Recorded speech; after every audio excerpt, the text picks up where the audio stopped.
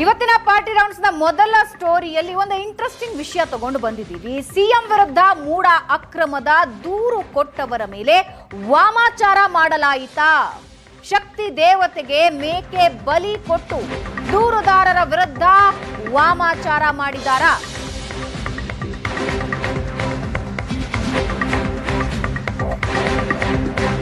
ದೂರುದಾರ ಸ್ನೇಹಮಯಿ ಕೃಷ್ಣ ಗಂಗರಾಜು ವಿರುದ್ಧ ಕ್ಷುದ್ರ ಶಕ್ತಿ ಪ್ರಯೋಗ.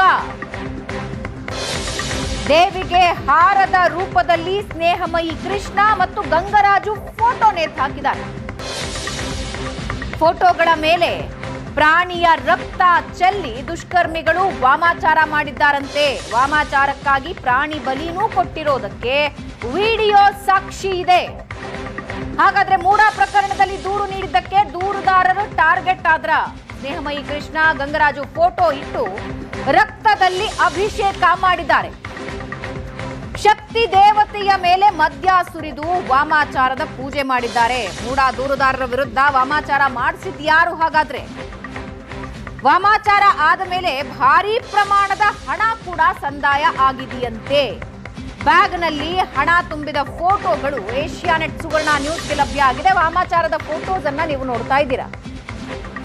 ದೇವಿಯ ಕೊರಳಿಗೆ ಹಾರದ ರೀತಿಯಲ್ಲಿ ಒಂದು ಕಡೆ ಗಂಗರಾಜು ಮತ್ತೊಂದು ಕಡೆ ಸ್ನೇಹಮಯಿ ಕೃಷ್ಣ ಫೋಟೋ ಹಾಕಿದ್ದಾರೆ. ರಕ್ತ ಚೆಲ್ಲಿದ್ದಾರೆ. ಪ್ರಾಣಿ ಬಲಿ ನೀಡಿದ ಆರೋಪ ಕೇಳಿ ಬರ್ತಾ ಇದೆ. ಜೊತೆಗೆ ಬ್ಯಾಗ್ನಲ್ಲಿ ಹಣ ತುಂಬಿದ ಫೋಟೋ ಕೂಡ ಏಷ್ಯಾನೆಟ್ ಸುವರ್ಣ ನ್ಯೂಸ್ಗೆ ಸಿಕ್ಕಿದ್ದು. ದೂರುದಾರರ ವಿರುದ್ಧ ವಾಮಾಚಾರ ಮಾಡಿಸಿದ್ದು ಶ್ರೀನಿಧಿ ಮತ್ತು ಹರ್ಷನ. ಮೂಡ ಕೇಸ್ ಕೈಬಿಡಿ ಅಂತ ಶ್ರೀನಿಧಿ ಹರ್ಷ ಆಮಿಷ ಒಡ್ಡಿದ್ರಂತೆ. ಸ್ನೇಹಮಯಿ ಕೃಷ್ಣಗೆ ಕೇಸ್ ಕೈ ಬಿಡೋದಕ್ಕೆ ಒತ್ತಡ ಹಾಕಿದ್ರಂತೆ ಶ್ರೀನಿಧಿ ಹರ್ಷ. ಮದ್ಯದ ಅಭಿಷೇಕ ಮಾಡ್ತಾ ಇದ್ದಾರೆ, ನೀವು ನೋಡ್ತಾ ಇದ್ದೀರಾ. ದೇವಿಗೆ ರಕ್ತದ ಅಭಿಷೇಕ ಮಾಡಿದ್ದಾರೆ, ಮದ್ಯದ ಅಭಿಷೇಕ ಮಾಡಿದ್ದಾರೆ. ಕೊರಳಿಗೆ ಸ್ನೇಹಮಯಿ ಕೃಷ್ಣ ಮತ್ತು ಗಂಗರಾಜು ಫೋಟೋ ಹಾಕಿದ್ದಾರೆ. ನೋಡಿ, ಮದ್ಯದ ಅಭಿಷೇಕ ಮಾಡ್ತಾ ಇರೋದನ್ನ ನೀವು ನೋಡ್ತಾ ಇದ್ದೀರಾ. ಇದೆಲ್ಲವೂ ಮೊಬೈಲ್ನಲ್ಲಿ ಸಿಕ್ಕಿರೋ ಮಾಹಿತಿ. ಯಾರು ಮಾಡಿಸಿದ್ರು, ಯಾಕೆ ಮಾಡಿಸಿದ್ರು? ಶ್ರೀನಿಧಿ ಮತ್ತು ಹರ್ಷ ಅನ್ನೋರು ಇದನ್ನ ಮಾಡಿಸಿದ್ದಾರೆ ಅನ್ನೋ ಮಾಹಿತಿ ಇದೆ.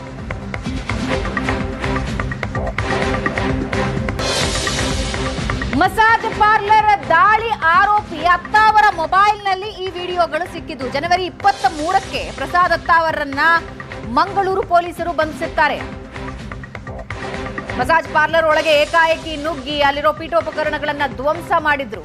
ಪ್ರಸಾದ್ ಅತ್ತಾವರ ಹೌದು ನನ್ನ ಕಾರ್ಯಕರ್ತರೇ ಮಾಡಿದ್ದು ಅಂತ ಓಪನ್ ಸ್ಟೇಟ್ಮೆಂಟ್ ಕೊಟ್ಟಿದ್ರು. ಕೊಡ್ತಾ ಇರುವಾಗ ಪೊಲೀಸರು ಬಂದು ಅರೆಸ್ಟ್ ಮಾಡಿ ಕರ್ಕೊಂಡು ಹೋಗಿದ್ರು. ಆಗ ಮೊಬೈಲ್ ಅನ್ನ ರಿಟ್ರೀವ್ ಮಾಡೋ ಸಂದರ್ಭದಲ್ಲಿ, ಮೊಬೈಲ್ ಅನ್ನ ಚೆಕ್ ಮಾಡೋ ಸಂದರ್ಭದಲ್ಲಿ ಈ ಎಲ್ಲ ವಿಡಿಯೋ ಫೋಟೋಗಳು ಸಿಕ್ಕಿವೆ. ಆ ವಿಡಿಯೋ ಆಧರಿಸಿ ಈಗ ಎಫ್ಐಆರ್ ದಾಖಲಾಗಿದೆ. ಅನಂತ ಭಟ್ ಅನ್ನೋರು ಈ ಫೋಟೋಗಳನ್ನ ಕಳಿಸಿದ್ದಾರೆ. ಈಗ ಅತ್ತಾವರ ಮತ್ತೆ ಅನಂತ ಭಟ್ ಇಬ್ಬರ ಮೇಲೂ ಕೂಡ ಪೊಲೀಸರು ಕೇಸ್ ಹಾಕಿದ್ದಾರೆ. ಪ್ರಸಾದ್ ಅತ್ತಾವರ ಮೂಲಕ ಶ್ರೀನಿಧಿ ಹರ್ಷ ವಾಮಾಚಾರ ಮಾಡಿಸಿದ್ರ?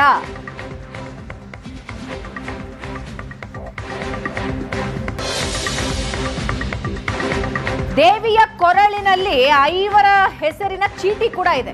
ಒಂದು ಕಡೆ ಫೋಟೋ ಗಂಗರಾಜು ಮತ್ತೆ ಸ್ನೇಹಮಯಿ ಕೃಷ್ಣ ಫೋಟೋ, ಜೊತೆಗೆ ಒಂದು ಚೀಟಿ ಕಟ್ಟಿದ್ದಾರೆ. 5 ಹೆಸರುಗಳ ಚೀಟಿ. ಅದರಲ್ಲಿ ಪ್ರಸಾದ್ ಅತ್ತಾವರ, ಗಂಗರಾಜು, ಸ್ನೇಹಮಯಿ ಕೃಷ್ಣ, ಶ್ರೀನಿಧಿ, ಸುಮಾ ಆಚಾರ್ಯ ಹೀಗೆ ಹೆಸರುಗಳನ್ನ ಬರೆದು ಪೂಜೆ ಮಾಡಿಸಿದ್ದಾರೆ. ರಕ್ತದ ಅಭಿಷೇಕ ಮಾಡಿದ್ದಾರೆ, ಮದ್ಯದ ಅಭಿಷೇಕ ಮಾಡಿದ್ದಾರೆ. ಆ ವಿಜುವಲ್ಸ್ ಇವಾಗ ನೀವು ನೋಡ್ತಾ ಇದ್ದೀರಲ್ಲ, ಇದೆಲ್ಲವೂ ಅತ್ತಾವರ ಮೊಬೈಲ್ನಲ್ಲಿ ಕಂಡು ಬಂದ ವಿಜುವಲ್ಸ್. ಇದರ ಆಧಾರದ ಮೇಲೆ ಈಗ ಎಫ್ಐಆರ್ ಕೂಡ ದಾಖಲಾಗಿದೆ. ಅನಂತ ಭಟ್ ಅನ್ನೋರು ಅತ್ತಾವರ ಮೊಬೈಲ್ಗೆ ಕಳಿಸಿರೋ ಫೋಟೋ ಮತ್ತೆ ವಿಡಿಯೋಗಳಿವು. ಅದರಲ್ಲಿ ಸ್ಪಷ್ಟವಾಗಿ ಗೊತ್ತಾಗುತ್ತೆ ಮೂಡ ಪ್ರಕರಣದ ದೂರುದಾರರಿದಾರಲ್ಲ ಗಂಗರಾಜು ಮತ್ತೆ ಸ್ನೇಹಮಯಿ ಕೃಷ್ಣ, ಅವರ ಫೋಟೋಗಳನ್ನ ದೇವಿಯ ಕೊರಳಿಗೆ ಹಾಕಿ ರಕ್ತದ ಅಭಿಷೇಕ ಮಾಡಿದ್ದಾರೆ, ಮದ್ಯದ ಅಭಿಷೇಕ ಮಾಡಿದ್ದಾರೆ. ಈ ವಿಷಯ ಹೊರಗೆ ಬಂದಾಗ ಸ್ನೇಹಮಯಿ ಕೃಷ್ಣ ಮಾತಾಡಿದ್ದಾರೆ. ಏನ್ ಹೇಳಿದ್ದಾರೆ ಕೇಳಿ. ಯಾಕೆಂದರೆ ಅಲ್ಲಿ ನನ್ನ ಪರವಾಗಿ ವಾಮಾಚಾರ ಮಾಡಿದ್ದಾರೆ, ಅದು ಪೂಜೆ ಮಾಡಿದ್ದಾರೆ ಅಂತ ಹೇಳ್ತಾರೆ. ಆದರೆ ಅಲ್ಲಿ ಕೇಳಿಬರ್ತಕ್ಕಂಥ ಹರ್ಷ ಮತ್ತು ಶ್ರೀನಿಧಿ ಅನ್ನೋ ಹೆಸರೇನಿದೆ, ಅವರಿಬ್ಬರು ನಾನು ಬಂದು ಭೇಟಿ ಮಾಡಿ ನಾವು ಶ್ರೀಮತಿ ಪಾರ್ವತಿ ಪರ ಬಂದಿದ್ದೀವಿ, ನೀವೇನು CBI ಕೇಸ್ ದಾಖಲೆ ಅರ್ಜಿ ಹಾಕೊಂಡ್ರೆ ಅದು ವಾಪಸ್ ತಗೊಳ್ಳಿ ಅಂಥೇಳಿ ಆಮಿಷ ಬಿಟ್ಟಿರೋಂಥದ್ದು. ಸೊ ಅದೇ ನನ್ನ ಪರವಾಗಿ ಮಾಡಿದಾರ ಅಥವಾ ವಿರೋಧವಾಗಿ ಮಾಡಿದಾರ ಅಥವಾ ನನ್ನನ್ನು ಆಮಿಷಕ್ಕೊಳಗಾಗೋ ರೀತಿ ಮಾಡೋದಕ್ಕೆ ಮಾಡಿದಾರ.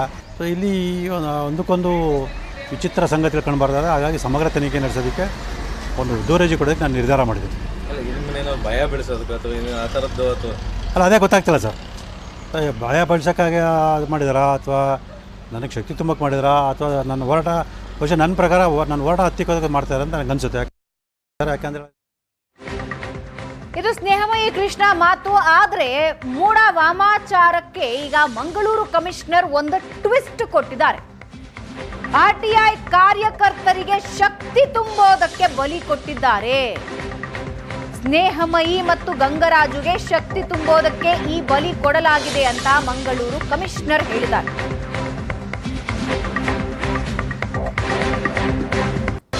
ಪ್ರಸಾದ್ ದತ್ತ ಅವರ ಮೊಬೈಲ್ ರಿಟ್ರೀವ್ ಮಾಡಿದ್ವಿ.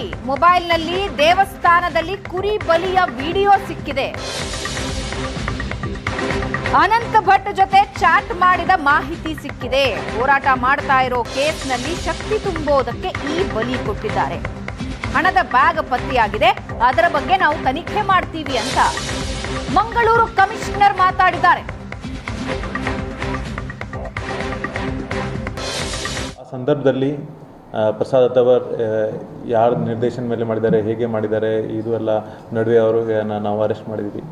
ನಂತರ ಅವ್ರದ್ದು ಒಂದು ಮೊಬೈಲ್ ಫೋನ್ ಈ ಸಂದರ್ಭದಲ್ಲಿ ಅವರು ಬಳಕೆ ಮಾಡಿದರು. So as A part of investigation ಆ ಮೊಬೈಲ್ದು ನಾವು ಟೆಕ್ನಾಲಜಿಗೆ ಅನಾಲಿಸಿಸ್ ಮಾಡಿದ್ದೀವಿ. ಅದರಲ್ಲಿ ಒಂದು ವಿಡಿಯೋ ಇತ್ತು. ವಿಡಿಯೋದಲ್ಲಿ ಒಂದು ಕುರಿಗೆ ಒಂದು ದೇವಸ್ಥಾನದಲ್ಲಿ ಅವರು ಬಲಿ ಕೊಡ್ತಾಯಿದ್ರು. ದೇವಸ್ಥಾನದಲ್ಲಿ ಒಂದು 5 ಕುರಿಗಳಿಗೆ ದೇವರಿಗೆ ಬಲಿ ಕೊಡ್ತಾರೆ.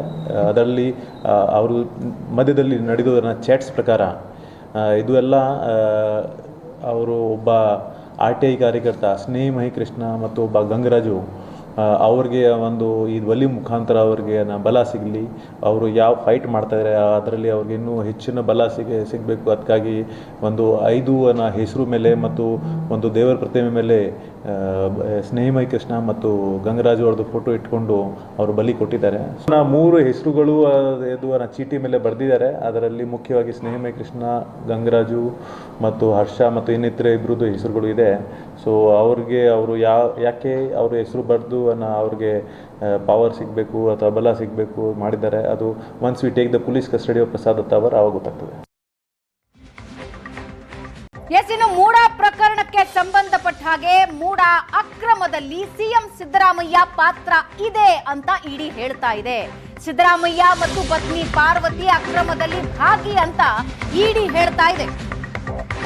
ಮೂಡ ಹಗರಣದ ಇಡಿ ರಿಪೋರ್ಟ್ನಿಂದ ಕಾಂಗ್ರೆಸ್ನಲ್ಲಿ ಈಗ ಸಂಚಲನ ಶುರುವಾಗಿದೆ. ಬಿಜೆಪಿ ನಾಯಕರು ಒತ್ತಟ್ಟಿಗಿರಲಿ, ಕಾಂಗ್ರೆಸ್ನ ನಾಯಕರು ಕುತೂಹಲದಿಂದ ನೋಡ್ತಾ ಇರೋ ಪ್ರಕರಣ ಇದು. ಈಗ ಇಡಿ ಹೇಳ್ತಾ ಇರೋದ್ರಿಂದಾಗಿ ಕಾಂಗ್ರೆಸ್ನಲ್ಲಿ ಸಂಚಲನ ಶುರುವಾಗಿದೆ. ಸಿಎಂ ವಿರುದ್ಧ ಅಧಿಕಾರ ದುರ್ಬಳಕೆ ಮಾಡಿ 14 ಸೈಟುಗಳನ್ನು ಪಡೆದುಕೊಂಡ ಆರೋಪ. ಅಕ್ರಮ ಸೈಟ್ ಮೂಲಕ 56 ಕೋಟಿ ರೂಪಾಯಿ ಲಾಭ ಮಾಡಿಕೊಂಡಿದ್ದಾರೆ ಅಂತ ಇಡಿ ಹೇಳ್ತಾ ಇದೆ. ಇಡಿ ತನಿಖಾ ರಿಪೋರ್ಟ್ ಬಯಲಾಗ್ತಾ ಇದ್ದಂತೆ ಕಾಂಗ್ರೆಸ್ನಲ್ಲಿ ಭಾರೀ ಚರ್ಚೆ ಆಗ್ತಾ ಇದೆ.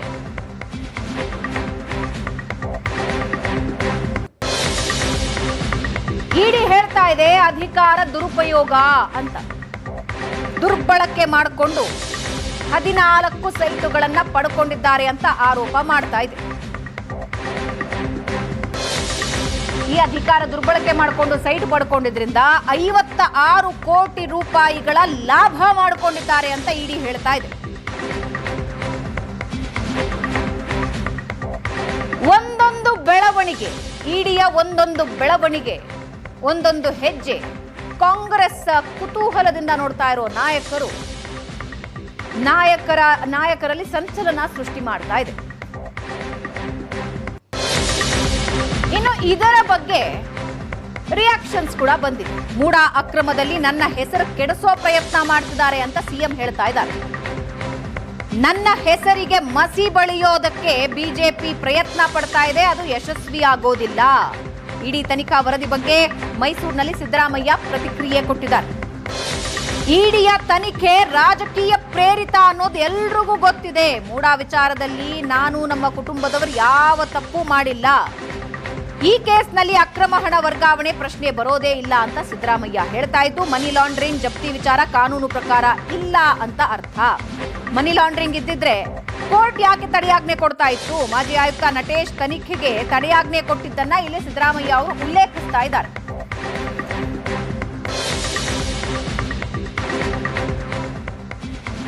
ಪ್ರಯತ್ನ ಸೀರಿಯಸ್ ಆಗಿ ನಡೀತಾ ಇದೆ. ಇದು ಉದ್ದೇಶಪೂರ್ವಕವಾಗಿ ದುರುದ್ದೇಶದಿಂದ ಹಾಕಿರ್ತಕ್ಕಂಥ ಕೇಸು. ನೋಡಿ, ಮುಖ್ಯವಾಗಿ ಇದು ಮುಖ್ಯಮಂತ್ರಿಗಳದ್ದು ಪಾತ್ರ ಅನ್ನೋದಷ್ಟೇ ಅಲ್ವಾ? ಬೇರೆಯವ್ರು ಮಾಡಿದ್ರೆ ಇಷ್ಟೊಂದೆಲ್ಲ ಆಗ್ತಾ ಇತ್ತಾ? ಮುಖ್ಯಮಂತ್ರಿಗಳು ಮತ್ತು ಅವರ ಶ್ರೀಮತಿಯವರು ಇನ್ವಾಲ್ವ್ಮೆಂಟ್ ಇದೆ ಅನ್ನೋದ ಕಾರಣಕ್ಕಾಗಿ ಇಡೀ ಜಗತ್ತಿಗೆ ಇದನ್ನು ಹೇಳ್ಕೊಂಡು ಹೊರಟಿದ್ದಾರೆ BJPಯವರು. ಆದರೆ ಬೇರೆಯವ್ರು ಮಾಡಿರೋದ್ರ ಬಗ್ಗೆ ನಮಗೇನು ಗೊತ್ತಿಲ್ಲಪ್ಪ. ನಾನು ಅವೆಲ್ಲ ಈಗ ಮಾಧ್ಯಮದಲ್ಲಿ ಬರೋದಷ್ಟೇ ಬಿಟ್ಟರೆ ನಾವೇನದ್ರ ಬಗ್ಗೆ ಏನು ವಿಶ್ಲೇಷಣೆ ಮಾಡೋಕ್ಕೆ ಹೋಗಿಲ್ಲ. ಹೌದು, ಖಂಡಿತ. ಇವತ್ತು ಯಾವ ಸಾಕ್ಷಿ ಸಿಕ್ಕಿದೆ ತೋರಿಸ್ಲಿ. ಅವ್ರು ಯಾವುದು ಇಂಥ ಸಾಕ್ಷಿ ಸಿಕ್ಕಿದೆ ಅಂತ ಹೇಳಿಲ್ಲ, ಮಾಡಿಲ್ಲ. ಬಟ್ ಆದರೂ ಬೇರೆ ಯಾರ್ಯಾರ್ದೋ ಪ್ರಾಪರ್ಟಿಗಳು. ಈ ಎಲ್ಲದರ ನಡುವೆ ಹೈಕಮಾಂಡ್ ಎಷ್ಟೇ ಹೇಳಿದ್ರು ಕಾಂಗ್ರೆಸ್ನಲ್ಲಿ ನಾಯಕತ್ವದ ಫೈಟ್ ಮಧ್ಯೆ ಮತ್ತೆ ಸಚಿವರು ಸಭೆ ಸೇರಿದ್ದಾರೆ. ಹೈಕಮಾಂಡ್ ಕಟ್ಟುನಿಟ್ಟಾಗಿ ಹೇಳಿತ್ತು ಯಾವ ಮೀಟಿಂಗು ಮಾಡೋಂಗಿಲ್ಲ ಅಂತ. ಹೈಕಮಾಂಡ್ ವಾರ್ನಿಂಗ್ ಆದ ಮೇಲೆ ಸ್ವಲ್ಪ ದಿನಗಳ ಕಾಲ ತಣ್ಣಗಿದ್ದ ಮೀಟಿಂಗ್ ಪಾಲಿಟಿಕ್ಸ್ ಈಗ ಮತ್ತೆ ಚುರುಕು ಪಡ್ಕೊಂಡಿದೆ. ನಿನ್ನೆ ವಿಧಾನಸೌಧದಲ್ಲೇ SC/ST ಸಚಿವರು ಸಭೆ ಮಾಡಿದ್ದಾರೆ. ಎಸ್ಟಿ ಸಮುದಾಯದ ಸ್ವಾಮೀಜಿ ಭೇಟಿ ಮಾಡ್ತಾ ಇದ್ದೀವಿ ಅನ್ನೋ ನೆಪದಲ್ಲಿ ಸಚಿವರು ಸಭೆ ನಡೆಸ್ತಾ ಇದ್ದು, ಪರಮೇಶ್ವರ್, ರಾಜಣ್ಣ, ಮಹದೇವಪ್ಪ, ಸತೀಶ್ ಜಾರಕಿಹೊಳಿ ಸಭೆ ನಡೆಸಿದ್ದಾರೆ. ಕಾಂಗ್ರೆಸ್ನಲ್ಲಿ ಈಗ ಈ SC/ST ಸಚಿವರ ಸಭೆ ಚರ್ಚೆಗೆ ಬರ್ತಾ ಇದೆ. ಫೆಬ್ರವರಿ 8-9ಕ್ಕೆ ರಾಜ್ಯ ಮಟ್ಟದಲ್ಲಿ ವಾಲ್ಮೀಕಿ ಜಾತ್ರಾ ಮಹೋತ್ಸವ ಇದೆ. ಸಚಿವರನ್ನ ಆಹ್ವಾನಿಸೋದಕ್ಕೆ ವಾಲ್ಮೀಕಿ ಪ್ರಸನ್ನಾನಂದ ಸ್ವಾಮೀಜಿ ಬಂದಿರ್ತಾರೆ. ಈ ವೇಳೆ ಒಟ್ಟಿಗೆ 4 ಜನ ಸಚಿವರು ಒಟ್ಟಿಗೆ ಸೇರಿದ್ದಾರೆ. ಸುಮಾರು 20 ನಿಮಿಷಗಳ ಕಾಲ ಒಂದು ಮೀಟಿಂಗ್ ನಡೆದಿದೆ. ಆ ಮೀಟಿಂಗ್ ನಲ್ಲಿ ಏನೇನು ಚರ್ಚೆ ಆಯಿತು ಅನ್ನೋದು ಸದ್ಯಕ್ಕಿರೋ ಕುತೂಹಲ. ಮಲ್ಲಿಕಾರ್ಜುನ ಖರ್ಗೆ ಅವರು ಓಪನ್ ಆಗಿ ಒಂದು ಎಚ್ಚರಿಕೆನ ಕೊಟ್ಟರು. ಹೇಳ್ತಾ ಇದ್ದೀನಿ ಸುಧಾರಿಸ್ಕೊಂಡ್ಬಿಡಿ ಅಂತ. ಅದಾದ ಮೇಲೆ ಎಲ್ಲರೂ ತಣ್ಣಗಾಗಿದ್ರು. ಆದ್ರೆ ಈಗ ಮತ್ತೆ ಮೀಟಿಂಗ್ ಪಾಲಿಟಿಕ್ಸ್ ನಡೆದಿದೆ. 20 ನಿಮಿಷಗಳ ಕಾಲ 4 ಜನ ಪ್ರಭಾವಿ ಸಚಿವರು ಒಂದು ಕಡೆ ಕೂತು ಮಾತಾಡಿದ್ದಾರೆ. ಪರಮೇಶ್ವರ್ ಇದ್ರು, ರಾಜಣ್ಣ ಇದ್ರು, ಮಹದೇವಪ್ಪ ಇದ್ರು, ಸತೀಶ್ ಜಾರಕಿಹೊಳಿ ಇದ್ರು. ಆ ಫೋಟೋ ನೀವು ನೋಡ್ತಾ ಇದ್ದೀರಿ.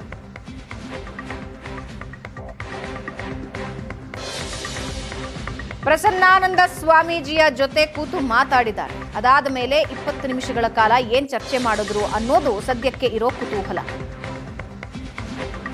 No meetings, no dinner politics ಅಂತ ಈಗಾಗಲೇ ಹೈಕಮಾಂಡ್ ನಿಂದ ಒಂದು ಸ್ಪಷ್ಟ ಸಂದೇಶ ಬಂದಿದೆ. ಮನೆಗಳಲ್ಲಿ ಮಾಡಿದ್ರೆ ಸುದ್ದಿ ಆಗತ್ತೆ. ವಿಧಾನಸೌಧದಲ್ಲೇ ಮಾಡಿದ್ದಾರೆ ಸಚಿವರು.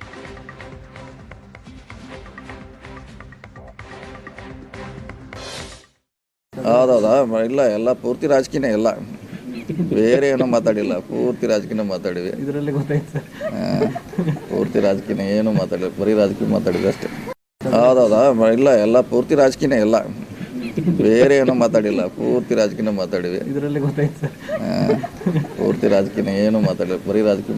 ST ಸಮುದಾಯದ ಸ್ವಾಮೀಜಿಯವರು, ರಾಜನಹಳ್ಳಿ ಸ್ವಾಮೀಜಿಯವರು ಜಾತ್ರೆ ಕರೆಯೋಕ್ಕೆ ಬಂದಿದ್ದರು. ನನ್ನ ಚೇಂಬರಲ್ಲೇ ಬಂದಿದ್ದರು. ಅವರು ಸತೀಶ್ ಜಾರಕಿಹೊಳಿ, ರಾಜಣ್ಣ ಅವರಿಗೆಲ್ಲ ಅಲ್ಲಿ ಸ್ವಾಮೀಜಿಯವರು ಅಲ್ಲಿದ್ದಾರೆ ಅಂತ ಗೊತ್ತಾಯಿತು. ಅವರು ಬಂದು ಸ್ವಾಮೀಜಿಯವರ ಆಶೀರ್ವಾದ ತಗೊಂಡು ಹೋದರು. ನಾವು ಕೂಡ ಅವರ ಆಶೀರ್ವಾದ ತಗೊಂಡು ನಾನು ಮನೆ ಕಡೆ ಬಂದು. ST ಸಮುದಾಯದ ಸ್ವಾಮೀಜಿಯವರು, ರಾಜನಹಳ್ಳಿ ಸ್ವಾಮೀಜಿಯವರು ಜಾತ್ರೆ ಕರೆಯೋಕ್ಕೆ ಬಂದಿದ್ದರು. ನನ್ನ ಚೇಂಬರಲ್ಲೇ ಬಂದಿದ್ದರು.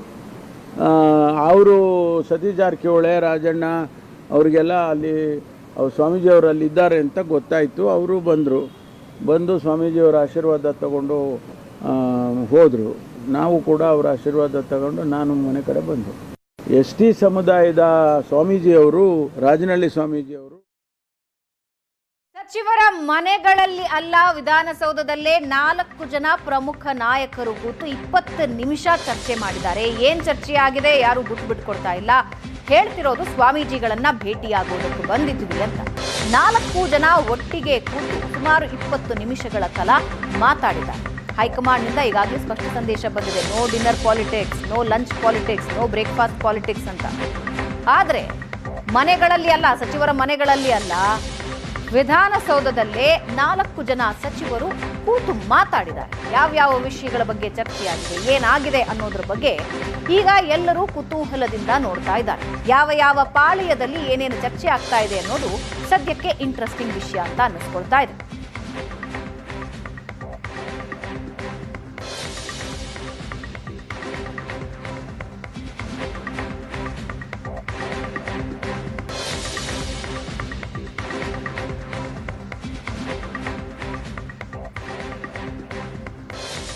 ಇದರ ಬಗ್ಗೆ ಇನ್ನಷ್ಟು ಡೀಟೇಲ್ಸ್ ಅನ್ನ ನಮ್ಮ ಜೊತೆ ಹಂಚಿಕೊಳ್ಳೋದಕ್ಕೆ ನಮ್ಮ ರಾಜಕೀಯ ವಿಶ್ಲೇಷಕರಾದ ಪ್ರಶಾಂತ್ ನಾತು ನಮ್ಮೊಂದಿಗೆ ಲೈವ್ ನಲ್ಲಿ ಜಾಯ್ನ್ ಆಗ್ತಿದ್ದಾರೆ. ಪ್ರಶಾಂತ್, ಮನೆಯಲ್ಲಿ ಚರ್ಚೆ ಮಾಡಬೇಡ ಅಂತೀರಿ, ಡಿನ್ನರ್ ಮಾಡಬೇಡ ಅಂತೀರಿ, ಲಂಚ್ ಮಾಡಬೇಡ ಅಂತೀರಿ, ಬ್ರೇಕ್ಫಾಸ್ಟ್ ಮಾಡಬೇಡ ಅಂತೀರಿ, ಆದರೆ ನಮಗೆ ಸಿಗೋದು ಗೊತ್ತಿದೆ ಅಂತ 4 ಜನ ಸಚಿವರು ಹೇಳ್ತಾ ಇದ್ದಾರೆ. 4 ಜನ 20 ನಿಮಿಷಗಳ ಕಾಲ ಒಂದು ಮೀಟಿಂಗ್ ಮಾಡಿದ್ದಾರೆ. ಸ್ವಾಮೀಜಿಗಳಲ್ಲಿ ಬಂದಿದ್ರು, ಆಹ್ವಾನಿಸೋದಕ್ಕೆ ಬಂದಿದ್ರು, ಹೌದು. ಆದರೆ 4 ಜನ ಕೂತು ಮಾತಾಡಿರೋದು ಈಗ ಕುತೂಹಲ ಮೂಡಿಸ್ತಾ ಇದೆ. ಮೌನ ನೋಡಿ, ಕಳೆದ ತಿಂಗಳು SC ಸಚಿವರ ಅಥವಾ ಶಾಸಕರ ಸಭೆಯನ್ನು ಪರಮೇಶ್ವರ್ ನಿವಾಸದಲ್ಲಿ ಕರೆದಿದ್ದರು. ಡಿನ್ನರ್ ಸಭೆಯನ್ನು ಕರೆದಿರ್ತಕ್ಕಂಥ ಸಂದರ್ಭದಲ್ಲಿ DK ಶಿವಕುಮಾರ್ ದಿಲ್ಲಿಗೆ ಹೋಗಿ ಹೈಕಮಾಂಡ್ಗೆ ದೂರನ್ನು ನೀಡಿದರು. ಈ ಸಭೆ ನಡೆಸಿದರೆ ಅನಗತ್ಯ ತೊಂದರೆಗಳಾಗ್ತವೆ, ನಾಳೆ ಬೇರೆಯವರು ಕೂಡ ಸಭೆಗಳನ್ನು ಆರಂಭಿಸ್ತಾರೆ, ಹೀಗಾಗಿ ಸಭೆಗಳನ್ನು ನಡೆಸಲಿಕ್ಕೆ ಅವಕಾಶ ಕೊಡಬಾರ್ದು ಅನ್ನೋದನ್ನು DK ಶಿವಕುಮಾರ್ ಹೇಳಿದಾಗ ಹೈಕಮಾಂಡ್ ಕೂಡಲೇ ರಣದೀಪ್ ಸಿಂಗ್ ಸುರ್ಜೇವಾಲಾ ಪರಮೇಶ್ವರ್ ಜೊತೆ ಮಾತನಾಡಿದರು. ಪರಮೇಶ್ವರ್ ಒಂದು ಪತ್ರಿಕಾ ಹೇಳಿಕೆಯನ್ನು ಬಿಡುಗಡೆ ಮಾಡಿ ಡಿನ್ನರ್ ಮೀಟಿಂಗನ್ನು ಕೂಡ ಸ್ಟಾಪ್ ಮಾಡಿದರು. ಆದರೆ ನೋಡಿ, ಈ ರೀತಿಯಾಗಿರ್ತಕ್ಕಂಥ ಒಂದು ಬಣಗಳ ಗುದ್ದಾಟ ಏನಿದೆ ಅದು ಒಂದು ಫಾರ್ಮುಲಾ ಇಲ್ಲದೆ ಬಗೆಹರಿಯಲ್ಲ. ಅಂತಿಮವಾಗಿ 2025 ಅಂತ್ಯದಲ್ಲಿ ಅಥವಾ 26 ಜನವರಿಯಲ್ಲಿ ಹೈಕಮಾಂಡ್ ಏನು ತೀರ್ಮಾನ ತೆಗೆದುಕೊಳ್ಳುತ್ತೆ, ಜಗಳ ಯಾವ ಸ್ವರೂಪವನ್ನು ಪಡೆಯುತ್ತೆ, ನಿಜಕ್ಕೂ ಮುಖ್ಯಮಂತ್ರಿ ಬದಲಾವಣೆ ಆಗತ್ತಾ ಇಲ್ವಾ, ಯಾರು ಮುಖ್ಯಮಂತ್ರಿ ಆಗ್ತಾರೆ, ಇವೆಲ್ಲವೂ ಕೂಡ 1 ವರ್ಷದ ನಂತರ ನಡೆಯುವ ಬೆಳವಣಿಗೆಗಳಾದರೂ ಕೂಡ ಈಗಿನಿಂದಲೇ ಸಿದ್ದರಾಮಯ್ಯನವರ ಆಪ್ತರು ಅನಿಸ್ಕೊಂಡಿರ್ತಕ್ಕಂಥ ಜಾರಕಿಹೊಳಿ, ರಾಜಣ್ಣ, ಪರಮೇಶ್ವರ್ ಈ ಗುಂಪೇನಿದೆ ಇದು ಸತತವಾಗಿ ಒಂದು ಶಾಸಕರನ್ನು ಹಿಡಿದಿಟ್ಟುಕೊಳ್ಳುವ ಭಾಗವಾಗಿ ಸತೀಶ್ ಜಾರಕಿಹೊಳಿ ದುಬೈ ಟ್ರಿಪ್ ಅಂತ ಇದ್ದರು. ಸತೀಶ್ ಜಾರಕಿಹೊಳಿ ಈಗ ಹೋಗಿ ಸ್ವಾಮೀಜಿಯವರನ್ನ ಭೇಟಿಯಾಗಿ ಮಾತುಕತೆಯನ್ನು ನಡೆಸ್ತಾ ಇದ್ದಾರೆ. ನಿಶ್ಚಿತವಾಗಿ ನನಗನ್ಸುತ್ತೆ ಇದು ಹೈಕಮಾಂಡ್ ವಾರ್ನಿಂಗ್ ಕೊಟ್ಟಿದೆ ಅಂದಾಕ್ಷಣ ನಿಂತು ಬಿಡುತ್ತೆ ಅಂತಕ್ಕಂಥ ಸ್ಥಿತಿಗತಿಯಲ್ಲಿ ಇಲ್ಲ. ಯಾಕಂದರೆ ರಾಜಕಾರಣದಲ್ಲಿ ಅಂತಿಮವಾಗಿ ಫಾರ್ಮುಲಾ ಏನು, ಹೈಕಮಾಂಡ್ ಏನು ಹೇಳುತ್ತೆ, ಏನು ಸೂತ್ರವನ್ನು ಮುಂದಿಡುತ್ತೆ ಅಂತಕ್ಕಂಥದ್ದು ಮುಖ್ಯ ಆಗುತ್ತೆ. ಅಲ್ಲಿಯವರೆಗೆ ನಾನಾ ನೆಪವನ್ನು ಹೂಡಿ, ನಾನಾ ಎಕ್ಸ್ಕ್ಯೂಸ್ಗಳನ್ನು ಕೊಟ್ಟು ಈ ರೀತಿಯ ಸಭೆಗಳು ಮುಂದುವರಿತವೆ ಅನ್ನೋದು ನಿನ್ನೆ ಸ್ವಾಮೀಜಿಯನ್ನು ಏನು ಹಿರಿಯ ಸಚಿವರು ಭೇಟಿಯಾಗಿದ್ದಾರೆ ಅದು ಸ್ಪಷ್ಟವಾಗಿ ತೋರಿಸುತ್ತೆ. ಯಾಕಂದರೆ ಅಂತಿಮವಾಗಿ DK ಶಿವಕುಮಾರ್ ಮನಸ್ಸಿನಲ್ಲಿದೆ, ಏನಕ್ಕೇನ ನಾನು 28ರ ಮುಂಚೆ ಮುಖ್ಯಮಂತ್ರಿ ಆಗಬೇಕು. ಜಾರಕಿಹೊಳಿ ಮತ್ತು ಪರಮೇಶ್ವರ್ ಮನಸ್ಸಿನಲ್ಲಿದೆ, ಒಂದು ವೇಳೆ ಸಿದ್ದರಾಮಯ್ಯ ಕೆಳಗಿಳಿಯುವ ಹಂತ ಬಂದಲ್ಲಿ ಯಾವುದೇ ಕಾರಣಕ್ಕೂ ಕೂಡ DK ಶಿವಕುಮಾರ್ ಮುಖ್ಯಮಂತ್ರಿ ಆಗಬಾರ್ದು. ಆಗ ನಾವು ಶಾಸಕರನ್ನು ಹಿಡಿದಿಟ್ಟುಕೊಂಡ್ರೆ ಹೈಕಮಾಂಡ್ಗೂ ಕೂಡ ಮನವರಿಕೆ ಮಾಡಿಕೊಡ್ಬೋದು, ಇಲ್ಲದರಲ್ಲಿ ಹೈಕಮಾಂಡ್ಗೆ ಒಂದು ರೀತಿಯಾಗಿರ್ತಕ್ಕಂಥ ಎಚ್ಚರಿಕೆಯನ್ನು ಕೂಡ ಕೊಡಬಹುದು. ಈ ಬೆಳವಣಿಗೆಗಳು, ಈ ಸಭೆಗಳು ಸ್ಪಷ್ಟವಾಗಿ ಹೇಳ್ತಾ ಇವೆ. ಹೈಕಮಾಂಡ್ ಏನೇ ವಾರ್ನಿಂಗ್ ಕೊಟ್ಟರೂ ಕೂಡ ಸಚಿವರು ಜಗ್ತಾ ಇಲ್ಲ, ತಮ್ಮ ಸಭೆಗಳನ್ನು ಮುಂದುವರಿಸ್ತಾ ಇದ್ದಾರೆ. ಹೊಸ ಒಂದು ರಣತಂತ್ರಗಳನ್ನು ಹೂಡ್ತಾ ಇದ್ದಾರೆ. ಸ್ವಾಮೀಜಿ ಜೊತೆ ಭೇಟಿ, ಶಾಸಕರೊಂದಿಗೆ ನಾವು ದುಬೈ ಟ್ರಿಪ್ ಮಾಡ್ತೀವಿ, ಈ ರೀತಿಯಾಗಿರ್ತಕ್ಕಂಥ ಹೊಸ ಎಕ್ಸ್ಕ್ಯೂಸ್ಗಳನ್ನು ಹುಡುಕ್ತಿದ್ದಾರೆ ಅಂತ ಅನ್ಸುತ್ತೆ. ಭಾವನಾ, ಪ್ರಶಾಂತ್, ರೈಟ್. ಬರ್ತೀನಿ ವಾಪಸ್. ಒಂದು ಕಡೆ ಈ ಎಲ್ಲ ಶಾಸಕರು ಸಚಿವರು ಸಭೆ ನಡೆಸೋ ಪ್ರಯತ್ನ ಮಾಡ್ತಾ ಇದ್ರೆ, ಮತ್ತೊಂದು ಕಡೆ DK ಶಿವಕುಮಾರ್ ತಾನು CM ಆಗಬೇಕು ಅನ್ನೋ ಆಸೆಗೆ ಮತ್ತಷ್ಟು ನೀರು ಸುರಿತಾ ಇದ್ದಾರೆ. ಮತ್ತೊಂದು ಕಡೆ DKC ರಣತಂತ್ರ ನಡೀತಾ ಇದ್ದು ಪವರ್ ಶೇರಿಂಗ್ ಅಖಾಡಕ್ಕೆ ರೆಡಿ ಆಗ್ತಾ ಇದ್ದಾರಾ DKC. ನೀವು ಒಂದು ಕಡೆ ನೋಡ್ತಾ ಇದ್ದೀರಾ, ಇವತ್ತು SC ST ಸಚಿವರು ಸಭೆ ಮಾಡಿದ್ರು. ಮತ್ತೊಂದು ಕಡೆ DK ಶಿವಕುಮಾರ್ಗಿರೋ ಆತಂಕ, ಶಾಸಕರ ಬೆಂಬಲ ಇಲ್ಲದೆ CM ಆಗೋದಕ್ಕೆ ಸಾಧ್ಯ ಇಲ್ಲ, ನಿರೀಕ್ಷಿತ ಶಾಸಕರ ಬೆಂಬಲ ಇಲ್ಲ. ಹಾಗಾಗಿ ಆ ಶಾಸಕರನ್ನ ಗಳಿಸ್ಕೊಳ್ಳೋದಕ್ಕೆ ಪ್ರತಿನಿತ್ಯ 4ರಿಂದ 5 ಕಾಂಗ್ರೆಸ್ ಶಾಸಕರನ್ನ ಭೇಟಿ ಮಾಡ್ತಾ ಇದ್ದಾರೆ ಡಿಕೆಶಿ. ಸಿದ್ದರಾಮಯ್ಯ ಅವರ ಬಲಾಯ, ಶಾಸಕರ ಬೆಂಬಲ, ಇದು ಆರಂಭದಲ್ಲೇ, ಸರ್ಕಾರದ ಆರಂಭದಲ್ಲೇ ಎಲ್ಲರಿಗೂ ಗೊತ್ತಾಗಿರುವಂಥದ್ದು ಅಥವಾ ಮೊದಲೇ ಗೊತ್ತಿರೋ ವಿಷಯ. ಈಗ ಪವರ್ ಶೇರಿಂಗ್ ವಿಷಯ ಬಂದಾಗ ಸಿದ್ದರಾಮಯ್ಯ ಬಣದಿಂದ ಶಾಸಕರ ಬೆಂಬಲ ನಮಗೆ ಜಾಸ್ತಿ ಇದೆ ಅನ್ನೋದು ಮತ್ತೊಂದು ಸಲ ಹೈಕಮಾಂಡ್ ಮುಂದೆ ಬಂದೇ ಬರುತ್ತೆ. ಹಾಗಾಗಿ ಪ್ರತಿನಿತ್ಯ 4-5 ಶಾಸಕರನ್ನ ಡಿಕೆ ಶಿವಕುಮಾರ್ ಭೇಟಿ ಆಗ್ತಾ ಇದ್ದಾರೆ. ಶಾಸಕರ ಅಹವಾಲು, ಸಮಸ್ಯೆಗಳಿಗೆ ಡಿಕೆ ಶಿವಕುಮಾರ್ ಸ್ಪಂದಿಸ್ತಾ ಇದ್ದಾರೆ. ತಮ್ಮ ಜಲಸಂಪನ್ಮೂಲ ಇಲಾಖೆಯಿಂದಲೇ ಶಾಸಕರಿಗೆ ಅನುದಾನಗಳನ್ನ ಕೊಡ್ತಾ ಇದ್ದಾರೆ.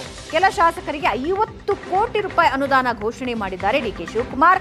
ಕರ್ನಾಟಕ ನೀರಾವರಿ ನಿಗಮದ ವ್ಯಾಪ್ತಿಯ ಶಾಸಕರುಗಳ ಜೊತೆ ಸಭೆ ನಡೆಸ್ತಾ ಇದ್ದಾರೆ. ಸುಮಾರು 15 ಮಂದಿ ಕಾಂಗ್ರೆಸ್ ಶಾಸಕರ ಜೊತೆ ಡಿಕೆ ಶಿವಕುಮಾರ್ ಈಗಾಗಲೇ ಚರ್ಚೆ ನಡೆಸಿದ್ದು, ಶಾಸಕರ ವಿಶ್ವಾಸ ಗಳಿಸುವ ಪ್ರಯತ್ನಕ್ಕೆ ಡಿಕೆ ಶಿವಕುಮಾರ್ ಮುಂದಾಗಿದ್ದಾರೆ. ಅಧಿಕಾರ ಹಂಚಿಕೆ ಬೆಳವಣಿಗೆಗೂ ಮುನ್ನಾನೇ ವಿಶ್ವಾಸ ಗಳಿಸೋದಕ್ಕೆ ಪ್ಲಾನ್ ಮಾಡಿಕೊಂಡಿದ್ದಾರೆ.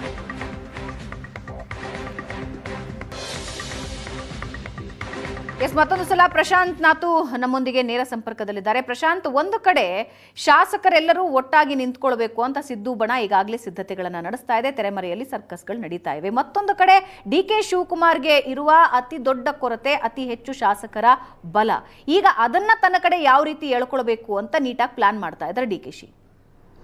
2023ರಲ್ಲಿ ಕಾಂಗ್ರೆಸ್ಗೆ ಯಾವಾಗ 135-136 ಸೀಟ್ಗಳು ಬಂದು ಶಾಂಗ್ರಿಲಾ ಹೋಟೆಲ್ನಲ್ಲಿ ಹೈಕಮಾಂಡ್ನ ಒಂದು ಮಧ್ಯಸ್ಥಿಕೆಯ ನಂತರ ಶಾಸಕಾಂಗ ಪಕ್ಷದ ಸಭೆ ನಡೀತು. ಶಾಸಕಾಂಗ ಪಕ್ಷದ ಸಭೆಯಲ್ಲಿ ಮೊದಲ ದಿನ ಸಿದ್ದರಾಮಯ್ಯ ಹೇಳಿದರು, ಇಲ್ಲ ಶಾಸಕರ ಬೆಂಬಲದೊಂದಿಗೆ ಹೊಸ ಮುಖ್ಯಮಂತ್ರಿ ಆಯ್ಕೆ ಆಗಬೇಕು. ಡಿ ಕೆ ಶಿವಕುಮಾರ್ ಹೇಳಿದರು, ಇಲ್ಲ 1 ಲೈನ್ ರೆಸಲ್ಯೂಷನ್ ಮಾಡೋಣ, ಹೈಕಮಾಂಡ್ ಹತ್ರ ಹೋಗಲಿ, ಹೈಕಮಾಂಡ್ ತೀರ್ಮಾನವನ್ನು ತೆಗೆದುಕೊಳ್ಳಿ ಅಂತ. ಅದರ ಅರ್ಥ ಸ್ಪಷ್ಟ ಇತ್ತು. 23ರಲ್ಲಿ ಕೂಡ ಸಿದ್ದರಾಮಯ್ಯ ಬಳಿ ಅತಿ ಹೆಚ್ಚು ಶಾಸಕರಿದ್ದರು. ನೀವು 2013 ನೆನಪಿಸ್ಕೊಂಡ್ರೆ ಆಗ ಕೂಡ ಈ ಕ್ವೀನ್ಸ್ ರಸ್ತೆಯ KPCC ಕಚೇರಿಯಲ್ಲಿ ವೋಟಿಂಗ್ ಏನು ನಡೆದಿತ್ತು, ಖರ್ಗೆ ಅವರಿಗೆ ಕಡಿಮೆ ಮತಗಳು ಬಿದ್ದಿದ್ವು, ಸಿದ್ದರಾಮಯ್ಯನವ್ರಿಗೆ ಜಾಸ್ತಿ ಬಿದ್ದಿದ್ವು. ಅದಕ್ಕೆ ನಾನಾ ಕಾರಣಗಳಿವೆ. ಕುರುಬ ಸಮುದಾಯದ 8% ವೋಟ್ಗಳ ಮೇಲೆ ಏನೊಂದು ಸಿದ್ದರಾಮಯ್ಯನವರ ಪಕ್ಕಡಿದೆ. ಆ ಕಾರಣದಿಂದ ಕೂಡ ಶಾಸಕರು ಹೆಚ್ಚು ಸಂಖ್ಯೆಯಲ್ಲಿ ಸಿದ್ದರಾಮಯ್ಯನವರ ಜೊತೆ ಇರ್ತಾರೆ ಅಂತಕ್ಕಂಥದ್ದು. ಡಿ ಕೆ ಶಿವಕುಮಾರ್ಗೆ ಶಾಸಕರ ಸಂಖ್ಯೆ ಒಂದು ಚಾಲೆಂಜ್. ಸಿದ್ದರಾಮಯ್ಯನವರ ಸ್ಟ್ರೆಂತ್ ಏನು ಅಂತಂದರೆ ಅವ್ರಿಗೆ ಶಾಸಕರ ಬೆಂಬಲ ಇದೆ. ಡಿ ಕೆ ಶಿವಕುಮಾರ್ ಸ್ಟ್ರೆಂತ್ ಏನು ಅಂದರೆ ಅವ್ರಿಗೆ ಹೈಕಮಾಂಡ್ನ ಬೆಂಬಲ ಇದೆ. ಪದೇ 2-3 ನಿರ್ಧಾರಗಳಲ್ಲಿ ನಾವು ನೋಡಿದ್ವಿ. ಹಾಸನದ ಸಭೆಯ ನಿರ್ಧಾರ ಇರ್ಬೋದು, ಪರಮೇಶ್ವರ್ ಅವರ SC ಶಾಸಕರ ಸಭೆಯ ನಿರ್ಧಾರ ಇರ್ಬೋದು, ಮತ್ತು ಮೊನ್ನೆ ಜಾತಿ ಗಣತಿಯ ಪ್ರಶ್ನೆ ಬಂದಾಗ ಕೂಡ ಕ್ಯಾಬಿನೆಟ್ನಲ್ಲಿ ಅದನ್ನು ತರದಂತೆ ಹೈಕಮಾಂಡ್ ಏನು ಸಿದ್ದರಾಮಯ್ಯನವರು ಮನವೊಲಿಸ್ತೋ ಆ ನಿರ್ಣಯದಲ್ಲೂ ಕೂಡ ಡಿ ಕೆ ಶಿವಕುಮಾರ್ ಏನು ಹೇಳ್ತಾರೆ ಅನ್ನೋದು ಹೈಕಮಾಂಡ್ ಕೇಳುತ್ತೆ ಅಂತಕ್ಕಂಥದ್ದು ಸ್ಪಷ್ಟವಾಗ್ತಾ ಇದೆ. ಹೀಗಾಗಿ D K Shivakumar on the contrast ಶಾಸಕರ ಬಲವನ್ನು ಹೆಚ್ಚಿಸ್ಕೊಳ್ತಕ್ಕಂಥ ಪ್ರಯತ್ನವನ್ನು ಮಾಡ್ತಾ ಇದ್ದಾರೆ. 135ರಲ್ಲಿ ಈಗ ನಾಳೆ JDSನ 12 ಶಾಸಕರನ್ನು ಕರ್ಕೊಂಡ್ಬರಬೇಕು ಅಂತಕ್ಕಂಥದ್ದು ಡಿ ಕೆ ಶಿವಕುಮಾರ್ ಮನಸ್ಸಿನಲ್ಲಿದೆ. ಅದು ಕೂಡ ನಾಳೆ ಪ್ರಸಂಗ ಬಂದಲ್ಲಿ ನನಗೆ ಶಾಸಕರ ಬೆಂಬಲ ಬೇಕು ಅನ್ನುವ ಕಾರಣಕ್ಕೋಸ್ಕರ JDSನ್ನು ಒಡೆಯುವ ಪ್ರಯತ್ನವನ್ನು ಡಿ ಕೆ ಶಿವಕುಮಾರ್ ವರ್ಷಾಂತ್ಯದಲ್ಲಿ ಮಾಡಿದ್ರು. ಅದು ಇನ್ನೂ ಯಶಸ್ವಿ ಆಗಿಲ್ಲ. ಆದರೆ ಕಾಂಗ್ರೆಸ್ನಲ್ಲಿ ಶಾಸಕರ ಹೆಚ್ಚು ಬೆಂಬಲ. ನೀವು 135 ತಗೊಂಡ್ರೆ 75ರಿಂದ 80 ಶಾಸಕರು ಸಿದ್ದರಾಮಯ್ಯ ಬಳಿ ಇದ್ದಾರೆ. ಅದರಲ್ಲೂ ಕೂಡ ಹೈಕಮಾಂಡ್ ಮೂಡ್ ನೋಡಿಕೊಂಡು ಕಾಂಗ್ರೆಸ್ ಶಾಸಕರು ತೀರ್ಮಾನವನ್ನು ಮಾಡ್ತಾರೆ. ಹೈಕಮಾಂಡ್ ಡಿ ಕೆ ಶಿವಕುಮಾರ್ ಪರ ಆಗಿದ್ದಲ್ಲಿ ಒಂದು 20-25 ಶಾಸಕರು ಡಿ ಕೆ ಶಿವಕುಮಾರ್ ಜೊತೆಗೂ ಕೂಡ ಹೋಗ್ಬೋದು. ಆದರೆ ಡಿ ಕೆ ಶಿವಕುಮಾರ್ ಈಗಿನಿಂದಲೇ ಶಾಸಕರನ್ನು ಓಲೈಸ್ತಕ್ಕಂಥ, ಶಾಸಕರನ್ನು ವಿಶ್ವಾಸಕ್ಕೆ ತೆಗೆದುಕೊಳ್ತಕ್ಕಂಥ ಪ್ರಯತ್ನವನ್ನು ಮಾಡ್ತಾ ಇದ್ದಾರೆ. ನಾಳೆ ಒಂದು ವೇಳೆ ವೋಟಿಂಗೇ ನಡೆಯುವ ಪರಿಸ್ಥಿತಿ ಬಂದಲ್ಲಿ ಶಾಸಕರು ನನ್ನ ಜೊತೆ ಇರಬೇಕು ಅನ್ನುವ ಕಾರಣಕ್ಕೋಸ್ಕರ ಅದು ಜಲಸಂಪನ್ಮೂಲ ಇಲಾಖೆ ಇರ್ಬೋದು, ಅದು ಬೆಂಗಳೂರಿನ ಅಭಿವೃದ್ಧಿಯ ಇಲಾಖೆ ಇರ್ಬೋದು, ಅವುಗಳ ನೆರವಿನೊಂದಿಗೆ ಶಾಸಕರನ್ನ ರೀಚ್ ಔಟ್ ಮಾಡ್ತಕ್ಕಂಥ ಪ್ರಯತ್ನವನ್ನ ಡಿ ಕೆ ಶಿವಕುಮಾರ್ ಮಾಡ್ತಾ ಇದ್ದಾರೆ. ವಾಪಸ್ ಬರ್ತೀನಿ ಪ್ರಶಾಂತ್. ರಾಜ್ಯಾಧ್ಯಕ್ಷ ವಿಜಯೇಂದ್ರ ವಿರುದ್ಧ ರೆಬಲ್ಸ್ ಸಮರ ಮುಂದುವರಿತಾ ಇದೆ. ತಣ್ಣಗಾಗೋ ಯಾವ ಲಕ್ಷಣನೂ ಕಾಣಿಸ್ತಾ ಇಲ್ಲ. ಬೆಂಗಳೂರಿನಲ್ಲಿ ಯತ್ನಾಳ ಬಣ ಮಹತ್ವದ ಮೀಟಿಂಗ್ ಮಾಡ್ತಾ ಇದೆ. ಗತಾಯ ರಾಜ್ಯಾಧ್ಯಕ್ಷರ ಹುದ್ದೆ ಪಡೆಯೋ ಬಗ್ಗೆ ಚರ್ಚೆ ಆಗ್ತಾ ಇದೆ. ರಾಜ್ಯಾಧ್ಯಕ್ಷ ಚುನಾವಣೆ ನಡೆಯೋ ಬಗ್ಗೆ ರೆಬಲ್ಸ್ಗೆ ಅನುಮಾನ ಇದೆ. ಹೀಗಾಗಿ ದೆಹಲಿ ಪ್ರವಾಸಕ್ಕೆ ಈಗ ರೆಬಲ್ಸ್ ನಾಯಕರು ನಿರ್ಧಾರ ಮಾಡಿದ್ದು, ಆದಷ್ಟು ಬೇಗ ದೆಹಲಿಗೆ ಹೋಗೋದಕ್ಕೆ ಯತ್ನಾಳ್ ಬಣ ನಿರ್ಧಾರ ಮಾಡಿದೆ. ಮುಂದಿನ ಸಭೆ ದೆಹಲಿಯಲ್ಲೇ ಮಾಡೋದಕ್ಕೆ ರೆಬಲ್ಸ್ ಟೀಮ್ ರೆಡಿಯಾಗಿದೆ. ಅದಾದ ಮೇಲೆ ವರಿಷ್ಠರನ್ನ ಭೇಟಿ ಮಾಡೋದಕ್ಕೆ ಯತ್ನಾಳ್ ಬಣ ಪ್ಲಾನ್ ಮಾಡಿಕೊಂಡಿದ್ದು ಹೈಕಮಾಂಡ್ ಮುಂದೆ ಹಲವು ವಿಚಾರಗಳನ್ನ ಮುಂದಿಡೋದಕ್ಕೆ ನಿರ್ಧರಿಸಿದ್ದಾರೆ. ಯತ್ನಾಳ್ ಬಣದ ಬೇಡಿಕೆ ಏನಂದ್ರೆ ಯಾರೇ ನಿಲ್ಲಲಿ ಚುನಾವಣೆಯ ಮೂಲಕ ರಾಜ್ಯಾಧ್ಯಕ್ಷರ ಆಯ್ಕೆಯಾಗ್ಲಿ ಅಂತ ವಿಜೇಂದ್ರ ಬಣ ಹೇಳುತ್ತೆ. ಅಂಥದ್ದೇನೂ ಬೇಡ, ಹೈಕಮಾಂಡ್ ನಿಂದ ಆಯ್ಕೆಯಾಗಲಿ ಅಂತ ವಿಜೇಂದ್ರ ಬಣ ಹೇಳ್ತಾ ಇದೆ.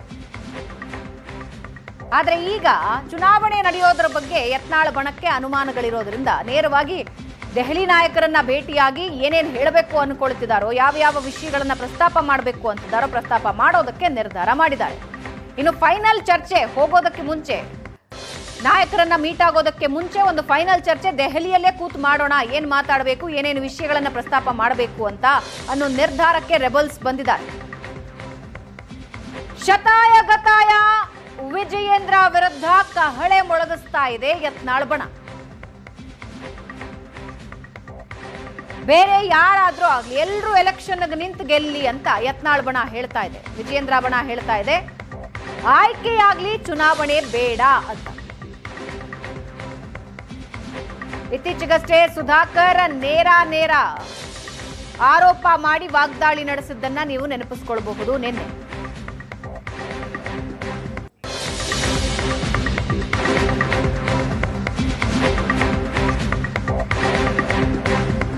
ರೆಬಲ್ಸ್ ಸಭೆ ಬಳಿಕ ಯತ್ನಾಳ್ ವಾಕ್ಸಮರ ಮುಂದುವರೆದಿದೆ. ಮಾಡು ಇಲ್ಲವೇ ಮಡಿ, ಯುದ್ಧದಲ್ಲಿ ಹಿಂದೆ ಸರಿಯೋದಿಲ್ಲ. ವಿಜಯೇಂದ್ರ ವಿರುದ್ಧ ಜೆಪಿ ನಡ್ಡಾಗೆ ಪತ್ರ ಬರೆದದ್ದು ನಿಜ ಅಂದಿದ್ದಾರೆ.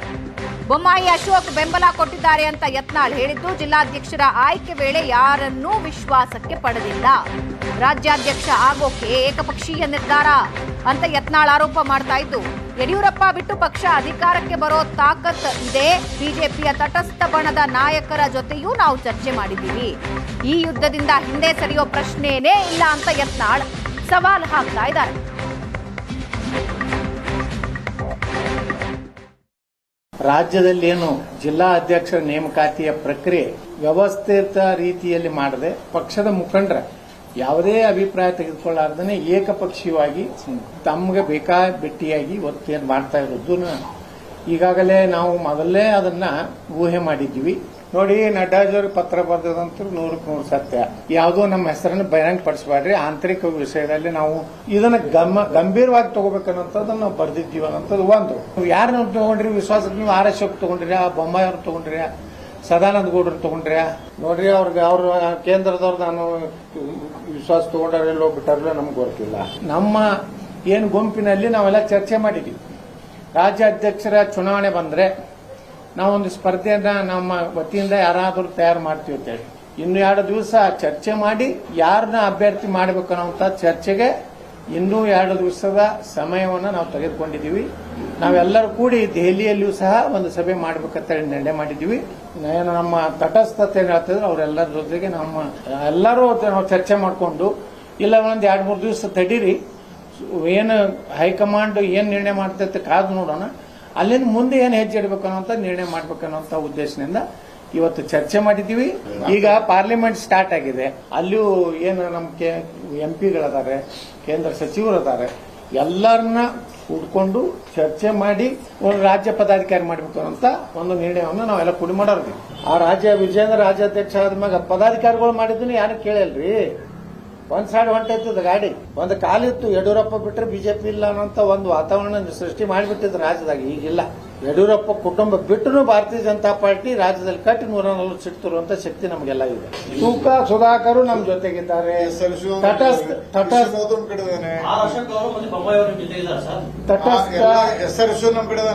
ವಿಶ್ವನಾಥ್ ನಮ್ ಕಡೆ ಅದಾರಿ.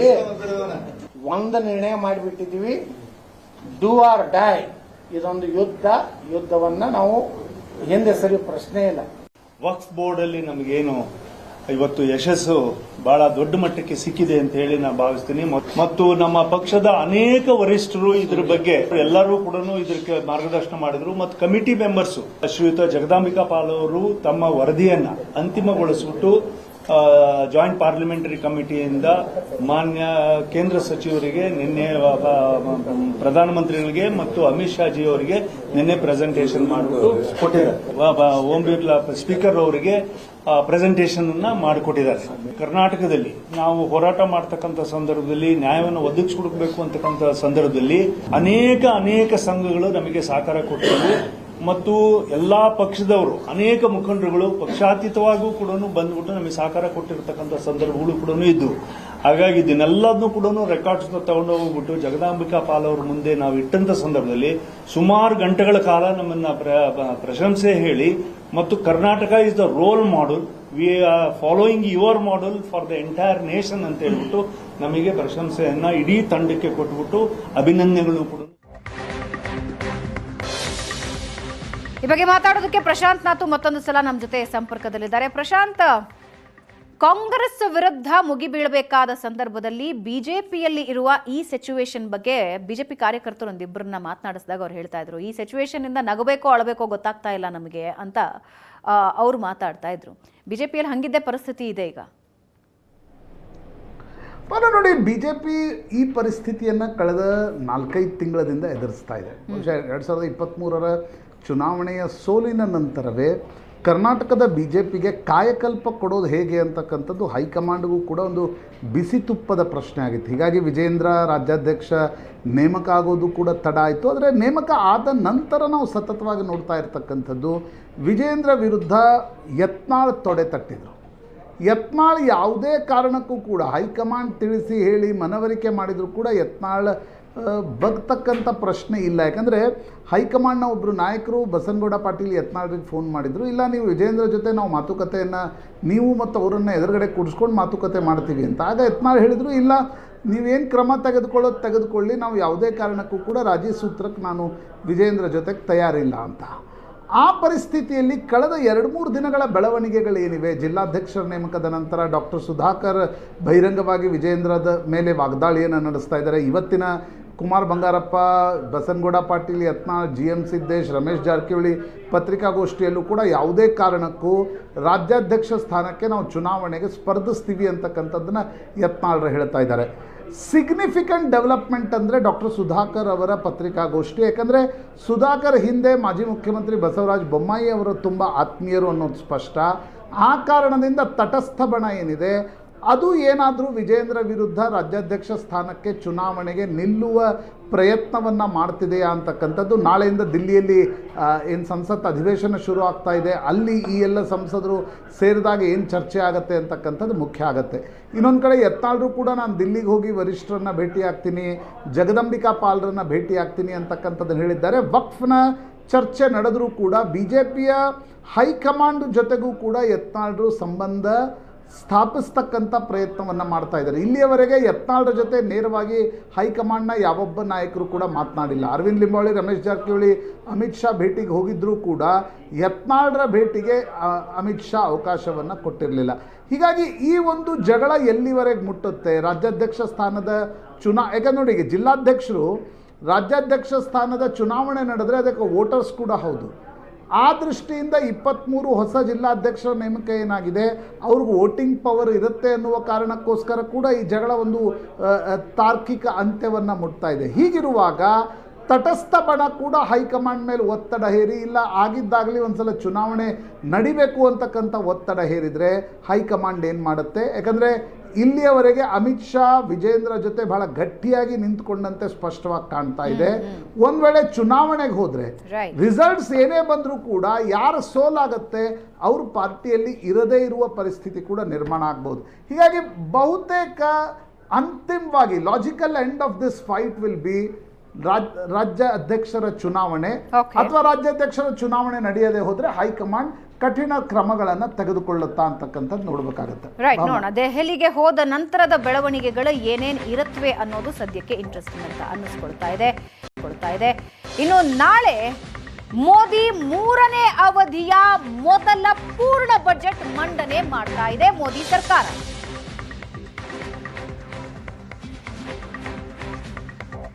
ರಾಷ್ಟ್ರಪತಿ ಮುರ್ಮು ಭಾಷಣದೊಂದಿಗೆ ಬಜೆಟ್ ಅಧಿವೇಶನ ಆರಂಭ. ಇವತ್ತು ಆರ್ಥಿಕ ಸಮೀಕ್ಷೆ ವರದಿ, ನಾಳೆ ಬೆಳಗ್ಗೆ 11ಕ್ಕೆ ಬಜೆಟ್ ಮಂಡನೆ. ಬಜೆಟ್ ಅಧಿವೇಶನಕ್ಕೂ ಮುನ್ನ ಪ್ರಧಾನಿ ಮೋದಿ ಮಾತು ಈಗ ಕಿಚ್ಚೆಬ್ಬಿಸಿದೆ. 2016ರಿಂದ ಈಚೆಗೆ ವಿದೇಶಿ ಹಸ್ತಕ್ಷೇಪವಿಲ್ಲದ ಮೊದಲ ಸಂಸತ್ ಅಧಿವೇಶನ. ವಿದೇಶಿ ಹಸ್ತಕ್ಷೇಪವಿಲ್ಲದ ಮಾತು ಸಂಸತ್ ಅಧಿವೇಶನದ ಕುರಿತಾಗಿ ಮೋದಿ ಹೇಳಿದ್ದಾರೆ. ಈ ಅಧಿವೇಶನದಲ್ಲಿ ವಿದೇಶಿ ಶಕ್ತಿಗಳು ಬೆಂಕಿ ಹಚ್ಚೋದಕ್ಕೆ ಪ್ರಯತ್ನಿಸಲಿಲ್ಲ. ಪ್ರತಿ ಅಧಿವೇಶನದ ಸಂದರ್ಭದಲ್ಲಿ ಕಿಡಿಗೇಡಿತನಕ್ಕೆ ಸಜ್ಜಾಗ್ತಾ ಇದ್ರು. ವಿದೇಶಿ ವರದಿ ಮುಂದಿಟ್ಟು ಗದ್ದಲ ಎಬ್ಬಿಸ್ತಾ ಇದ್ದುವು ವಿಪಕ್ಷಗಳು ಅಂತ ಚಾಟಿ ಬೀಸಿದ್ದಾರೆ. ಇನ್ನು ಈ ಬಾರಿ ಯಾವುದೇ ವಿದೇಶಿ ಪ್ರಚೋದನೆ, ಬೆಂಕಿ ಹಚ್ಚೋ ಕೆಲಸ ಆಗಿಲ್ಲ. ಸಂಸತ್ ಅಧಿವೇಶನ ಆರಂಭಕ್ಕೆ ಮುನ್ನ ವಿಪಕ್ಷಗಳಿಗೆ ಮೋದಿ ತರಾಟೆಗೆ ತಗೊಂಡಿದ್ದಾರೆ. ನಾಳೆಯ ಬಜೆಟ್ ವಿಕಸಿತ ಭಾರತದ ಬಜೆಟ್ ಆಗಿರುತ್ತೆ ಅಂತ ನರೇಂದ್ರ ಮೋದಿ ಹೇಳ್ತಾ ಇದ್ದಾರೆ.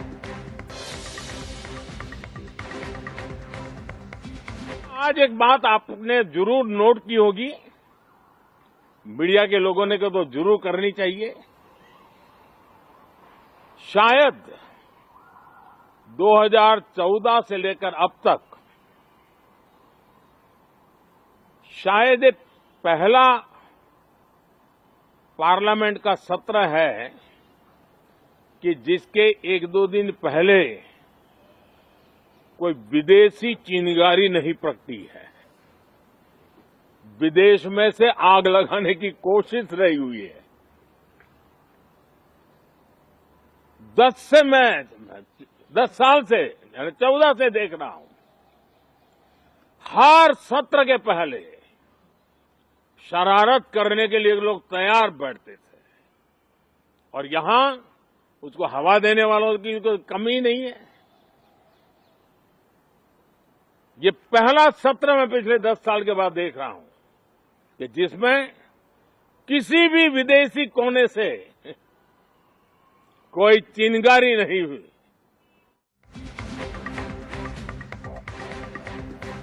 ಪ್ರಶಾಂತ್ ನಾತು ನಮ್ಮೊಂದಿಗೆ ಲೈವ್ ನಲ್ಲಿದ್ದಾರೆ. ಪ್ರಶಾಂತ್, ನಿರೀಕ್ಷೆಗಳು ಬಹಳ ದೊಡ್ಡ ಮಟ್ಟಕ್ಕಿವೆ. ಅದರಲ್ಲೂ ಕೂಡ ಆದಾಯ ತೆರಿಗೆ ಕಟ್ತಾ ಇರುವಂತಹ ವರ್ಗ ಏನಿದೆ ಅದರ ನಿರೀಕ್ಷೆಗಳು ಬಹಳ ದೊಡ್ಡದಿದೆ. ವಿಕಸಿತ ಭಾರತದ ಕನಸು ಅಂತ ಮೋದಿ ಹೇಳ್ತಾ ಇದ್ದಾರೆ, ವಿಕಸಿತ ಭಾರತದ ಬಜೆಟ್ ಅಂತ ಹೇಳ್ತಾ ಇದ್ದಾರೆ. ಏನೇ ನಿರೀಕ್ಷೆಗಳಿವೆ ಮುಖ್ಯವಾಗಿ? ಇವತ್ತಿನ ಮೋದಿಯವರ ಮಾತುಗಳನ್ನು ಕೇಳಿದಾಗ ಏನು ಮಧ್ಯಮ ವರ್ಗ ಮತ್ತು ಬಡವರಿಗೆ ಲಕ್ಷ್ಮಿಯ ಆಶೀರ್ವಾದ ಇರುತ್ತೆ ಅಂತಕ್ಕಂಥದ್ದನ್ನು ಹೇಳಿದರು. ಆ ಕಾರಣದಿಂದ ನಿಶ್ಚಿತವಾಗಿ ಟ್ಯಾಕ್ಸ್ ರಿಲೀಫ್ ಬಗ್ಗೆ ಬಹಳ ದೊಡ್ಡ ಚರ್ಚೆ ಆಗ್ತಾ ಇದೆ. ಪ್ರತಿ ಬಜೆಟ್ನ ಮುಂಚಿನ ದಿನವೂ ಕೂಡ ನಾವು ಈ ಬಗ್ಗೆ ಚರ್ಚೆ ಮಾಡಿಯೇ ಇರ್ತೀವಿ. ಏನು ಕೊಡ್ಬೋದು, ಸ್ಟ್ಯಾಂಡರ್ಡ್ ಡಿಡಕ್ಷನ್ನಲ್ಲಿ ಏನಾದರೂ ಕೊಡ್ತಾರಾ ಅಥವಾ ಸ್ಲ್ಯಾಬ್ನಲ್ಲಿ ಏನಾದರೂ ವ್ಯತ್ಯಾಸ ಆಗುತ್ತಾ ಅಂತಕ್ಕಂಥದ್ದು. ಬಹುತೇಕ 10 ಲಕ್ಷದವರೆಗೆ ಟ್ಯಾಕ್ಸ್ ಫ್ರೀ ಮಾಡಬಹುದು ಅಂತಕ್ಕಂಥದ್ರ ಬಗ್ಗೆ ಚರ್ಚೆ ಇದೆ. It's not because to woo the middle class, ಅಂದರೆ ಮಧ್ಯಮ ವರ್ಗವನ್ನು ಓಲೈಸಬೇಕು ಅನ್ನುವ ಕಾರಣಕ್ಕೋಸ್ಕರ ಅಲ್ಲ. ಕನ್ಸಂಪ್ಷನ್ ಬೀಳ್ತಾ ಇದೆ. ನೀವು ನ್ಯಾಷನಲ್ ಸ್ಟ್ಯಾಟಿಸ್ಟಿಕ್ಸ್ ಏನು ಬಿಡುಗಡೆ ಆಯಿತು ನವೆಂಬರ್ನಲ್ಲಿ, ಆಗ 5.4ಗೆ ಸೆಕೆಂಡ್ ಕ್ವಾರ್ಟರ್ನ GDP ಇದೆ ಅಂತಕ್ಕಂಥದ್ದನ್ನು ಹೇಳಲಾಗಿತ್ತು. ನೀವು ಕೆಪೆಕ್ಸ್ನಲ್ಲಿ 11 ಲಕ್ಷ ಕೋಟಿ ಹಣವನ್ನು ಖರ್ಚು ಮಾಡಿದರೂ ಕೂಡ ಪ್ರೈವೇಟ್ ಇನ್ವೆಸ್ಟ್ಮೆಂಟ್ ಬರ್ತಾ ಇಲ್ಲ, ಜಾಬ್ ಗ್ರೋತ್ ಆಗ್ತಾ ಇಲ್ಲ, ವೇಜಸ್ಗಳು ಕಾರ್ಪೊರೇಟ್ ವೇಜಸ್ಗಳು ಜಾಸ್ತಿ ಆಗ್ತಾ ಇಲ್ಲ, ಒಂದು ಕಡೆ ಇನ್ಫ್ಲೇಷನ್ ಜಾಸ್ತಿ ಆಗ್ತಾ ಇದೆ. ಆ ಕಾರಣದಿಂದ ಕನ್ಸಂಪ್ಷನ್ ಸತತವಾಗಿ ಬೀಳ್ತಾ ಇರತಕ್ಕಂಥ ಸಂದರ್ಭದಲ್ಲಿ ಟ್ಯಾಕ್ಸ್ ಸ್ಲ್ಯಾಬನ್ನು ಏರಿಸಿದಲ್ಲಿ ಜನರ ಕೈಯಲ್ಲಿ ಏನು ಹಣ ಉಳಿಯುತ್ತೆ ಅದನ್ನು ಅವ್ರು ಬಂದು ಮಾರ್ಕೆಟ್ನಲ್ಲಿ ಖರ್ಚು ಮಾಡ್ತಾರೆ. ಅದು ಎಕನಾಮಿಕ್ ಸೈಕಲನ್ನು ತಿರುಗಿಸುತ್ತೆ. ಸರ್ಕಾರಕ್ಕೂ ಕೂಡ ಇಂಡೈರೆಕ್ಟ್ ಟ್ಯಾಕ್ಸಸ್ನಲ್ಲಿ ಜಾಸ್ತಿ ಹಣ ಬರುತ್ತೆ ಅಂತಕ್ಕಂಥದ್ದು ಒಂದು ಅಂದಾಜಿನ ಮೇಲೆ ಇವತ್ತು. ಅದರ ಜೊತೆಗೆ ಕಳೆದ 1 ವರ್ಷದಿಂದ ಈ GST ಬಗ್ಗೆ ಬಹಳ ದೊಡ್ಡ ಮಟ್ಟಕ್ಕೆ ಚರ್ಚೆ ಆಗ್ತದೆ ಜನಸಾಮಾನ್ಯರು. ಅದರಲ್ಲೂ ಪ್ರಮುಖವಾಗಿ ಪರೋಕ್ಷ ಟ್ಯಾಕ್ಸ್ಗಳ ಮೂಲಕ ಏನು ಜನ ಸರಕುಗಳನ್ನು ಕೊಂಡ್ಕೊಳ್ಳುವಾಗ ಟ್ಯಾಕ್ಸ್ ಬೀಳ್ತಾ ಇದೆ. ಅಥವಾ ಇವಾಗ ಹೆಲ್ತ್ ಇನ್ಶೂರೆನ್ಸ್ ನೀವು ಮಾಡಿಸ್ಬೇಕು ಅಂತ ಹೇಳಿದ್ರೆ 18% ಟ್ಯಾಕ್ಸ್ ಕೊಡಬೇಕಾಗತ್ತೆ. ಈ GSTಯಲ್ಲಿ ಏನಾದರೂ ಬದಲಾವಣೆ ಆಗೋ ಸಾಧ್ಯತೆ ಇದೆಯಾ? ಕಮ್ಮಿ ಆಗೋದು ಅಟ್ಲೀಸ್ಟ್ ಜನಸಾಮಾನ್ಯರ ಪಾಲಿಗೆ? ಯೂಶಲಿ GSTಯ ಬದಲಾವಣೆಗಳು ಬಜೆಟ್ನಲ್ಲಿ ಆಗಲ್ಲ, GST ಕೌನ್ಸಿಲ್ನ ಸಭೆಯ ನಂತರ ಆಗ್ತವೆ. ಯಾಕಂದರೆ GST ಬಗ್ಗೆ ಅನೇಕ ಬೇರೆ ಬೇರೆ ಏನು ಸ್ಲ್ಯಾಬ್ಗಳಿವೆ. ಈಗ ಅಗ್ರಿಕಲ್ಚರ್ ರಿಲೇಟೆಡ್ಡೇ ಅಗ್ರೋಕೆಮಿಕಲ್ಸ್ನ GST 18% ಇದೆ. ಹಾಗಿದ್ದಲ್ಲಿ ನೀವು ಹೊಸ ಟೆಕ್ನಾಲಜಿ ಏನಾದರೂ ಅಗ್ರಿಕಲ್ಚರ್ನಲ್ಲಿ ತರಬೇಕಾದ್ರೆ 18% ನೀವು ಅದನ್ನಿಟ್ಟು ಹೇಗೆ ಅಗ್ರಿಕಲ್ಚರ್ ಅಫೋರ್ಡೆಬಿಲಿಟಿ ಆಗುತ್ತೆ ಅಂತಕ್ಕಂಥ ಪ್ರಶ್ನೆ. ಅಂದರೆ ಇಂಥ ಅನೇಕ ಪ್ರಶ್ನೆಗಳಿವೆ. ಟೂರಿಸಂ ಇಂಡಸ್ಟ್ರಿ GSTಯಲ್ಲಿ ಕಟ್ ಕೇಳ್ತಾ ಇದೆ. ಬಟ್ GST ನಿರ್ಧಾರಗಳು ಬಹುತೇಕವಾಗಿ GST ಕೌನ್ಸಿಲ್ ಸಭೆಯಲ್ಲಾಗ್ತವೆ. ಆದರೆ ಸರ್ಕಾರದ ಇಂಟೆಂಟ್ ಏನು ಅಂತಕ್ಕಂಥದ್ದು ಬಜೆಟ್ನಲ್ಲಿ ನಾಳೆ ಸ್ಪಷ್ಟವಾಗ್ಬೋದು. ಪರ್ಸ್ನಲ್ ಟ್ಯಾಕ್ಸ್ನಲ್ಲೂ ಕೂಡ ಸಾಕಷ್ಟು ಬದಲಾವಣೆಗಳು ಸರ್ಕಾರ ತರಲಿಕ್ಕೆ ಹೊರಟಿದೆ ಅಂತಕ್ಕಂಥದ್ದನ್ನು ಕೂಡ ಹೇಳಲಾಗ್ತಾ ಇದೆ. 3.0ನ ಎರಡನೇ ಬಜೆಟ್ ಇದು ಅವನ ನಿಶ್ಚಿತವಾಗಿ ನರೇಂದ್ರ ಮೋದಿ ಕಳೆದ ಬಾರಿ ಚುನಾವಣೆಗೆ ಮುಂಚೆ ಹೇಳಿದರು, ನಾನು 100 ದಿನದಲ್ಲಿ ವಾಪಸ್ ಬರ್ತೀನಿ, ಚುನಾವಣೆ ಮುಗಿಸಿ, ನೀವು ಅಧಿಕಾರಿಗಳು ಮುಂದಿನ ಬಜೆಟ್ನಲ್ಲಿ ಅಮೂಲಾಗ್ರವಾಗಿರ್ತಕ್ಕಂಥ ನಾನು ಪರಿವರ್ತನೆ ತರ್ತೀನಿ ಅಂತ. ಆ ಪರಿವರ್ತನೆ ಈ ಬಜೆಟ್ನಲ್ಲಿ ಬರುತ್ತಾ? ಹೊಸ ಮೆಜರ್ಸ್ಗಳು ಬರ್ತಾವ? ಜನರಿಗೆ ಶಾಕ್ ಇರುತ್ತಾ ಅಥವಾ ಜನ ಸ್ವಾಗತ ಮಾಡುವಂಥ ಬಜೆಟ್ ಬರುತ್ತಾ? ಪ್ರಾಯಶಃ ನಾಳೆ ಮಧ್ಯಾಹ್ನ 1 ಗಂಟೆಗೆ ಸ್ಪಷ್ಟವಾಗಲಿದೆ. ರೈಟ್, ನೋಡೋಣ ಏನಾಗುತ್ತೆ ಅಂತ. ಒಟ್ಟಿನಲ್ಲಿ ಸದ್ಯಕ್ಕಂತೂ ಆದಾಯ ತೆರಿಗೆ ವಲಯದಲ್ಲಿ ಅತಿ ಹೆಚ್ಚು ರಿಲೀಫ್ನ ನಿರೀಕ್ಷೆ ಇದೆ. ಪ್ರತಿ ಬಾರಿಯೂ ನಿರೀಕ್ಷೆ ಇರುತ್ತೆ, ಆದರೆ ಈ ಬಾರಿ ಏನು ಮಾಡುತ್ತೆ ಮೋದಿ ಸರ್ಕಾರ ಅನ್ನೋದು ಸದ್ಯಕ್ಕಿರೋ ಕುತೂಹಲ. ಇನ್ನು ಮತ್ತೊಂದು ಕಡೆ ಕಾಂಗ್ರೆಸ್ ಸತತ ಸೋಲು ವೈಫಲ್ಯಕ್ಕೆ ಕಾರಣ ಬಿಚ್ಚಿಟ್ಟಿದ್ದಾರೆ ರಾಹುಲ್ ಗಾಂಧಿ. ದಲಿತ, ಹಿಂದುಳಿದ, ಆದಿವಾಸಿಗಳನ್ನ ಕಡೆಗಣಿಸಿದ್ದೇ ಕಾರಣ. ದಲಿತ, ಹಿಂದುಳಿದ ವರ್ಗಗಳ ಕಡೆಗಣನೆಯನ್ನ ರಾಹುಲ್ ಗಾಂಧಿ ಒಪ್ಪಿಕೊಂಡಿದ್ದಾರೆ. ವಂಚಿತ ಸಮಾಜದ ಸಂವಾದದಲ್ಲಿ ರಾಹುಲ್ ಗಾಂಧಿ ಈ ಮಾತು ಹೇಳಿದ್ದು ಕಳೆದ 10-15 ವರ್ಷದಲ್ಲಿ ದಲಿತರ ವಿಶ್ವಾಸ ಉಳಿಸಿಕೊಳ್ಳಲಿಲ್ಲ. ಹೀಗಾಗಿ ಆರ್ಎಸ್ಎಸ್ಗೆ ಅಧಿಕಾರ ಸಿಗುವಂತಾಯಿತು. 1990ರ ಕಾಲದಲ್ಲಿ ದಲಿತ, ಹಿಂದುಳಿದವರನ್ನ ಕಡೆಗಣಿಸಲಾಯಿತು. ನಾನು ಸುಳ್ಳು ಹೇಳಲ್ಲ, ಸತ್ಯಾಂಶ ನಿಮ್ಮ ಮುಂದೆ ಇಟ್ಟಿದ್ದೀನಿ ಅಂತ ರಾಹುಲ್ ಗಾಂಧಿ ಹೇಳಿದ್ದಾರೆ. ಕಾಂಗ್ರೆಸ್ನಲ್ಲಿ ಆಂತರಿಕ ಕ್ರಾಂತಿಯಾಗಬೇಕು ಅಂದಿದ್ದಾರೆ.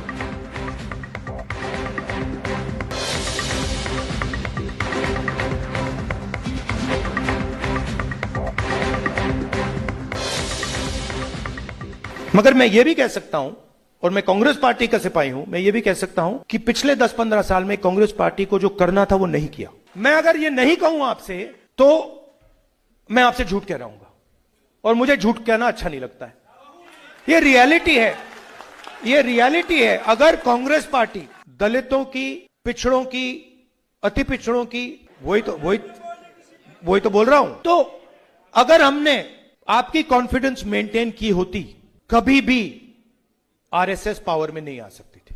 मैं ये कह सकता हूं कि जो आपने बात बोली, इंदिरा गांधी जी के टाइम फुल कॉन्फिडेंस मेंटेन थी.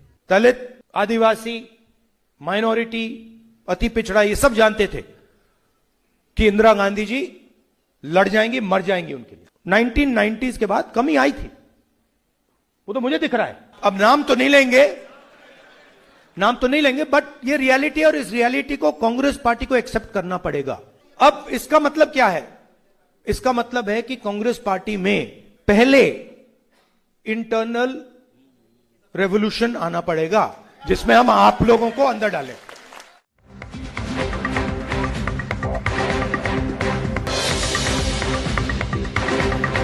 ಇನ್ನು ಕಾಂಗ್ರೆಸ್ನಲ್ಲಿ ಒಗ್ಗಟ್ಟಿನ ಕೊರತೆಯನ್ನ ಬಿಚ್ಚಿಟ್ಟಿದ್ದಾರೆ ರಾಹುಲ್ ಗಾಂಧಿ. ಕಾಂಗ್ರೆಸ್ನ ಸಮಸ್ಯೆ ಅಂದ್ರೆ ಒಗ್ಗಟ್ಟಿಲ್ಲದೆ ಇರೋದು. ಕಾಂಗ್ರೆಸ್ನಲ್ಲಿ ನಾವೇ ಬೇರೆಯಾಗಿದ್ದೀವಿ, ನಾವೆಲ್ಲ ಒಗ್ಗಟ್ಟಾದ ದಿನ ಅವರೆಲ್ಲ ಓಡ್ ಹೋಗ್ತಾರೆ, ಆರ್ಎಸ್ಎಸ್, ಬಿಜೆಪಿ ಓಡ್ ಹೋಗ್ತಾರೆ ಅಂತ ರಾಹುಲ್ ಗಾಂಧಿ ಹೇಳಿದ್ದಾರೆ.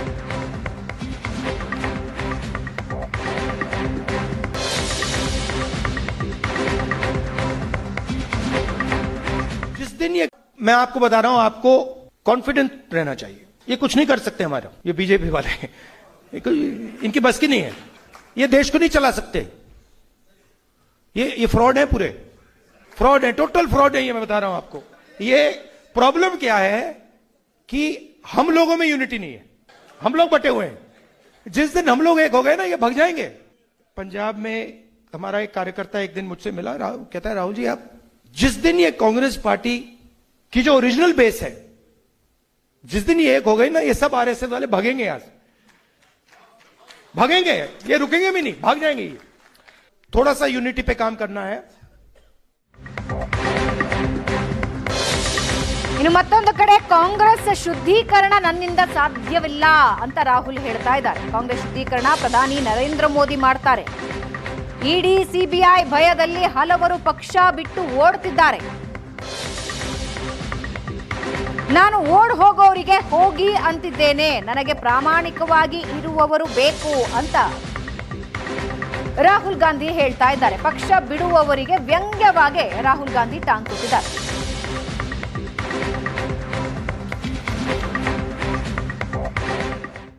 ईडी सीबीआई भाग जाते हैं, मैं कहता हूं भागो भैया, मुझे नहीं चाहिए, जाओ महल बचाओ, जान बचाओ अपनी, मुझे कोई फर्क नहीं पड़ता, मुझे तो अपनी मैनेजमेंट टीम चाहिए। अच्छा, जब मैं ये कांग्रेस के राजनेताओं को कहता हूं उनको बात अच्छी नहीं लगती, कहते यार तो मैं ट्रेनिंग थोड़ी देता हूं, हम लोग ट्रेनिंग थोड़ी देते हैं, मोदी जी ट्रेनिंग दे रहे हैं। सफाई कांग्रेस पार्टी की हम नहीं कर सकते, सफाई कांग्रेस पार्टी की मोदी कर सकता है। और हमारा काम जब मतलब लोग दौड़ रहे हैं उस साइड, तो हमारा काम दरवाजे खोलने का, ये जो जो सच्चे मैनेजर से आ जाए अंदर, तो ये चल रहा है आजकल। ईडी ಪ್ರಶಾಂತ್ ನಾತು ಮತ್ತೊಂದು ಸಲ ನಮ್ಮ ಜೊತೆ ಸಂಪರ್ಕದಲ್ಲಿದ್ದಾರೆ. ಪ್ರಶಾಂತ್, ರಾಹುಲ್ ಗಾಂಧಿ ಏನ್ ಹೇಳಕ್ ಹೊರಟಿದ್ದಾರೆ? ನೋಡಿ, ರಾಹುಲ್ ಗಾಂಧಿ ಕೆಲ ಸತ್ಯವನ್ನು ಹೇಳ್ತಿದ್ದಾರೆ ಅಂತ ಅಂದ್ಕೊಂಡ್ರು ಕೂಡ ಕಳೆದ 20 ವರ್ಷಗಳಲ್ಲಿ ಕಾಂಗ್ರೆಸ್ಸನ್ನು ನಡೆಸಿದವ್ರು ಯಾರು? 1998ರಲ್ಲಿ ಸೋನಿಯಾ ಗಾಂಧಿ ಕಾಂಗ್ರೆಸ್ನ ಅಧ್ಯಕ್ಷೆಯಾಗಿ ಬಂದರು. ಸರಿ, 91ರಿಂದ 98ರವರೆಗೆ ಪಿ ವಿ ನರಸಿಂಹರಾಯರು, ನಂತರ ಸೀತಾರಾಮ್ ಕೇಸರಿ ಇದ್ದರು. 98ರ ನಂತರ ಇತ್ತೀಚಿನವರೆಗೂ ಕೂಡ ಕಾಂಗ್ರೆಸ್ನ ಮುನ್ನಡೆಸಿದವ್ರು ಯಾರು? ಸ್ವತಃ ರಾಹುಲ್ ಗಾಂಧಿಯವರ ತಾಯಿ ಸೋನಿಯಾ ಗಾಂಧಿ. ಹಾಗಿರುವಾಗ ರಾಹುಲ್ ಗಾಂಧಿ ಏನು ಹೇಳಲಿಕ್ಕೆ ಬಯಸ್ತಿದ್ದಾರೆ ಅಂತಕ್ಕಂಥದ್ದು ಮುಖ್ಯ ಆಗುತ್ತೆ. 2004ರಿಂದ ರಾಹುಲ್ ಗಾಂಧಿ ಕಾಂಗ್ರೆಸ್ನ ಸಂಸದರಾಗಿದ್ದಾರೆ. ರಾಹುಲ್ ಗಾಂಧಿ ಕಾಂಗ್ರೆಸ್ನ ಅಧ್ಯಕ್ಷರೂ ಕೂಡ ಆಗಿದ್ದರು. ಈಗ ಅವರು ಇಲ್ಲ ನಮ್ಮಿಂದ ತಪ್ಪುಗಳಾಗಿವೆ ಅಂತಕ್ಕಂಥದ್ರೆ ಕ್ಯಾಂಡಿಡ್ ಆಯ್ತಪ್ಪ ಒಪ್ಕೊಳ್ತಾ ಇದ್ದಾರೆ ತಪ್ಪನ್ನು ಅಂತಕ್ಕಂಥದ್ದನ್ನು ಇಟ್ಕೊಂಡ್ರು ಕೂಡ. ನೋಡಿ, ಯಾಕೆ ಕಾಂಗ್ರೆಸ್ ಈ ದೇಶದಲ್ಲಿ ಅಧಿಕಾರವನ್ನು ಕಳ್ಕೊಳ್ತು? ಯಾವಾಗ 89ರಲ್ಲಿ 2 ಪ್ರಮುಖವಾಗಿರ್ತಕ್ಕಂಥ ಆಂದೋಲನಗಳು ಭಾರತದಲ್ಲಿ ಶುರುವಾದವು. ಒಂದು ಮಂಡಲ್ ಚಳುವಳಿ, ಇನ್ನೊಂದು ಅದಕ್ಕೆ ಪ್ರತಿಕ್ರಿಯೆಯಾಗಿ ಅಥವಾ ಕಮಂಡಲ ಚಳುವಳಿಗೆ ಪ್ರತಿಕ್ರಿಯೆಯಾಗಿ ಮಂಡಲ್ ಚಳುವಳಿ. ಈ 2 ಚಳುವಳಿಗಳು 89ರಲ್ಲಿ ಶುರುವಾದವು. ಆ 89ರ ಮಂಡಲ್ ಕಮಂಡಲ್ನಲ್ಲಿ ಕಾಂಗ್ರೆಸ್ ಉತ್ತರ ಪ್ರದೇಶದಿಂದ ಸಫಾಯ ಆಯಿತು, ಕಾಂಗ್ರೆಸ್ ಬಿಹಾರದಿಂದ ಸಫಾಯ ಆಯಿತು, ಕಾಂಗ್ರೆಸ್ ಬಹುತೇಕ ಮಧ್ಯಪ್ರದೇಶದಲ್ಲಿ ಕಳೆದ 22 ವರ್ಷಗಳಿಂದ ಅಧಿಕಾರದಲ್ಲಿಲ್ಲ. ಕಾಂಗ್ರೆಸ್ ಗುಜರಾತ್ನಲ್ಲಿ 1995ರಿಂದ ಮಾಧವ್ ಸಿಂಗ್ ಸೋಲಂಕಿ ಹೋದ ನಂತರ ವಘೇಲಾರನ್ನು ಕರ್ಕೊಂಡು ಬಂದು ಮುಖ್ಯಮಂತ್ರಿ ಮಾಡಿದ್ದು ಬಿಟ್ಟರೆ ಕಾಂಗ್ರೆಸ್ ಎಂದೂ ಕೂಡ 95ರಿಂದ ಗುಜರಾತ್ನಲ್ಲಿ ಅಧಿಕಾರಕ್ಕೆ ಬರಲಿಲ್ಲ. ಯಾಕೆ ಅಧಿಕಾರವನ್ನು ಕಳ್ಕೊಳ್ತು ಅಂತಂದರೆ, ಯಾವಾಗ ಮಂಡಲ್ ಚಳುವಳಿ ಶುರುವಾಯಿತು, ಉತ್ತರ ಪ್ರದೇಶದಲ್ಲಿ ಒಂದು ಕಡೆ ಮುಲಾಯಂ ಸಿಂಗ್ ಯಾದವ್ ಬೆಳೆದ್ರು, ಇನ್ನೊಂದು ಕಡೆ ಕಾಂಶಿರಾಮ್ ಬೆಳೆದ್ರು. ಯಾರವರಿಬ್ಬರು? ಮುಲಾಯಂ ಸಿಂಗ್ ಯಾದವ್ ಮತ್ತು ಇತರ ಹಿಂದುಳಿದ ವರ್ಗಗಳ ಮಂಡಲದ ಒಂದು ಪ್ರತಿನಿಧಿಯಾಗಿ ಮುಖ್ಯಮಂತ್ರಿ ಆದರು. ಕಾಂಶಿರಾಮ್ ಇನ್ನೊಂದು ಕಡೆ ಬ್ಯಾಸಿಫ್ನಿಂದ ಹಿಡಿದು ದಲಿತ ಚಳುವಳಿಯನ್ನು ಕಟ್ಟಿ ಉತ್ತರ ಪ್ರದೇಶದಲ್ಲಿ ಕಾಂಶಿರಾಮ್ರ ಶಿಷ್ಯ ಮಾಯಾವತಿ ಪದೇ ಪದೇ ಉತ್ತರ ಪ್ರದೇಶದಲ್ಲಿ ಮುಖ್ಯಮಂತ್ರಿ ಆದರು. ಅದರ ದೊಡ್ಡ ಹೊಡೆತ ಬಿದ್ದಿದ್ದು ಯಾರಿಗೆ? ಕಾಂಗ್ರೆಸ್ ಪಕ್ಷಕ್ಕೆ. ಜಗನ್ನಾಥ್ ಮಿಶ್ರಾ ಬಿಹಾರದಲ್ಲಿ 89-90ರವರೆಗೆ ಲಾಲು ಪ್ರಸಾದ್ ಯಾದವ್ ಮುಖ್ಯಮಂತ್ರಿ ಆಗುವವರೆಗೆ ಜಗನ್ನಾಥ್ ಮಿಶ್ರಾ ಮುಖ್ಯಮಂತ್ರಿ ಆಗಿದ್ದರು.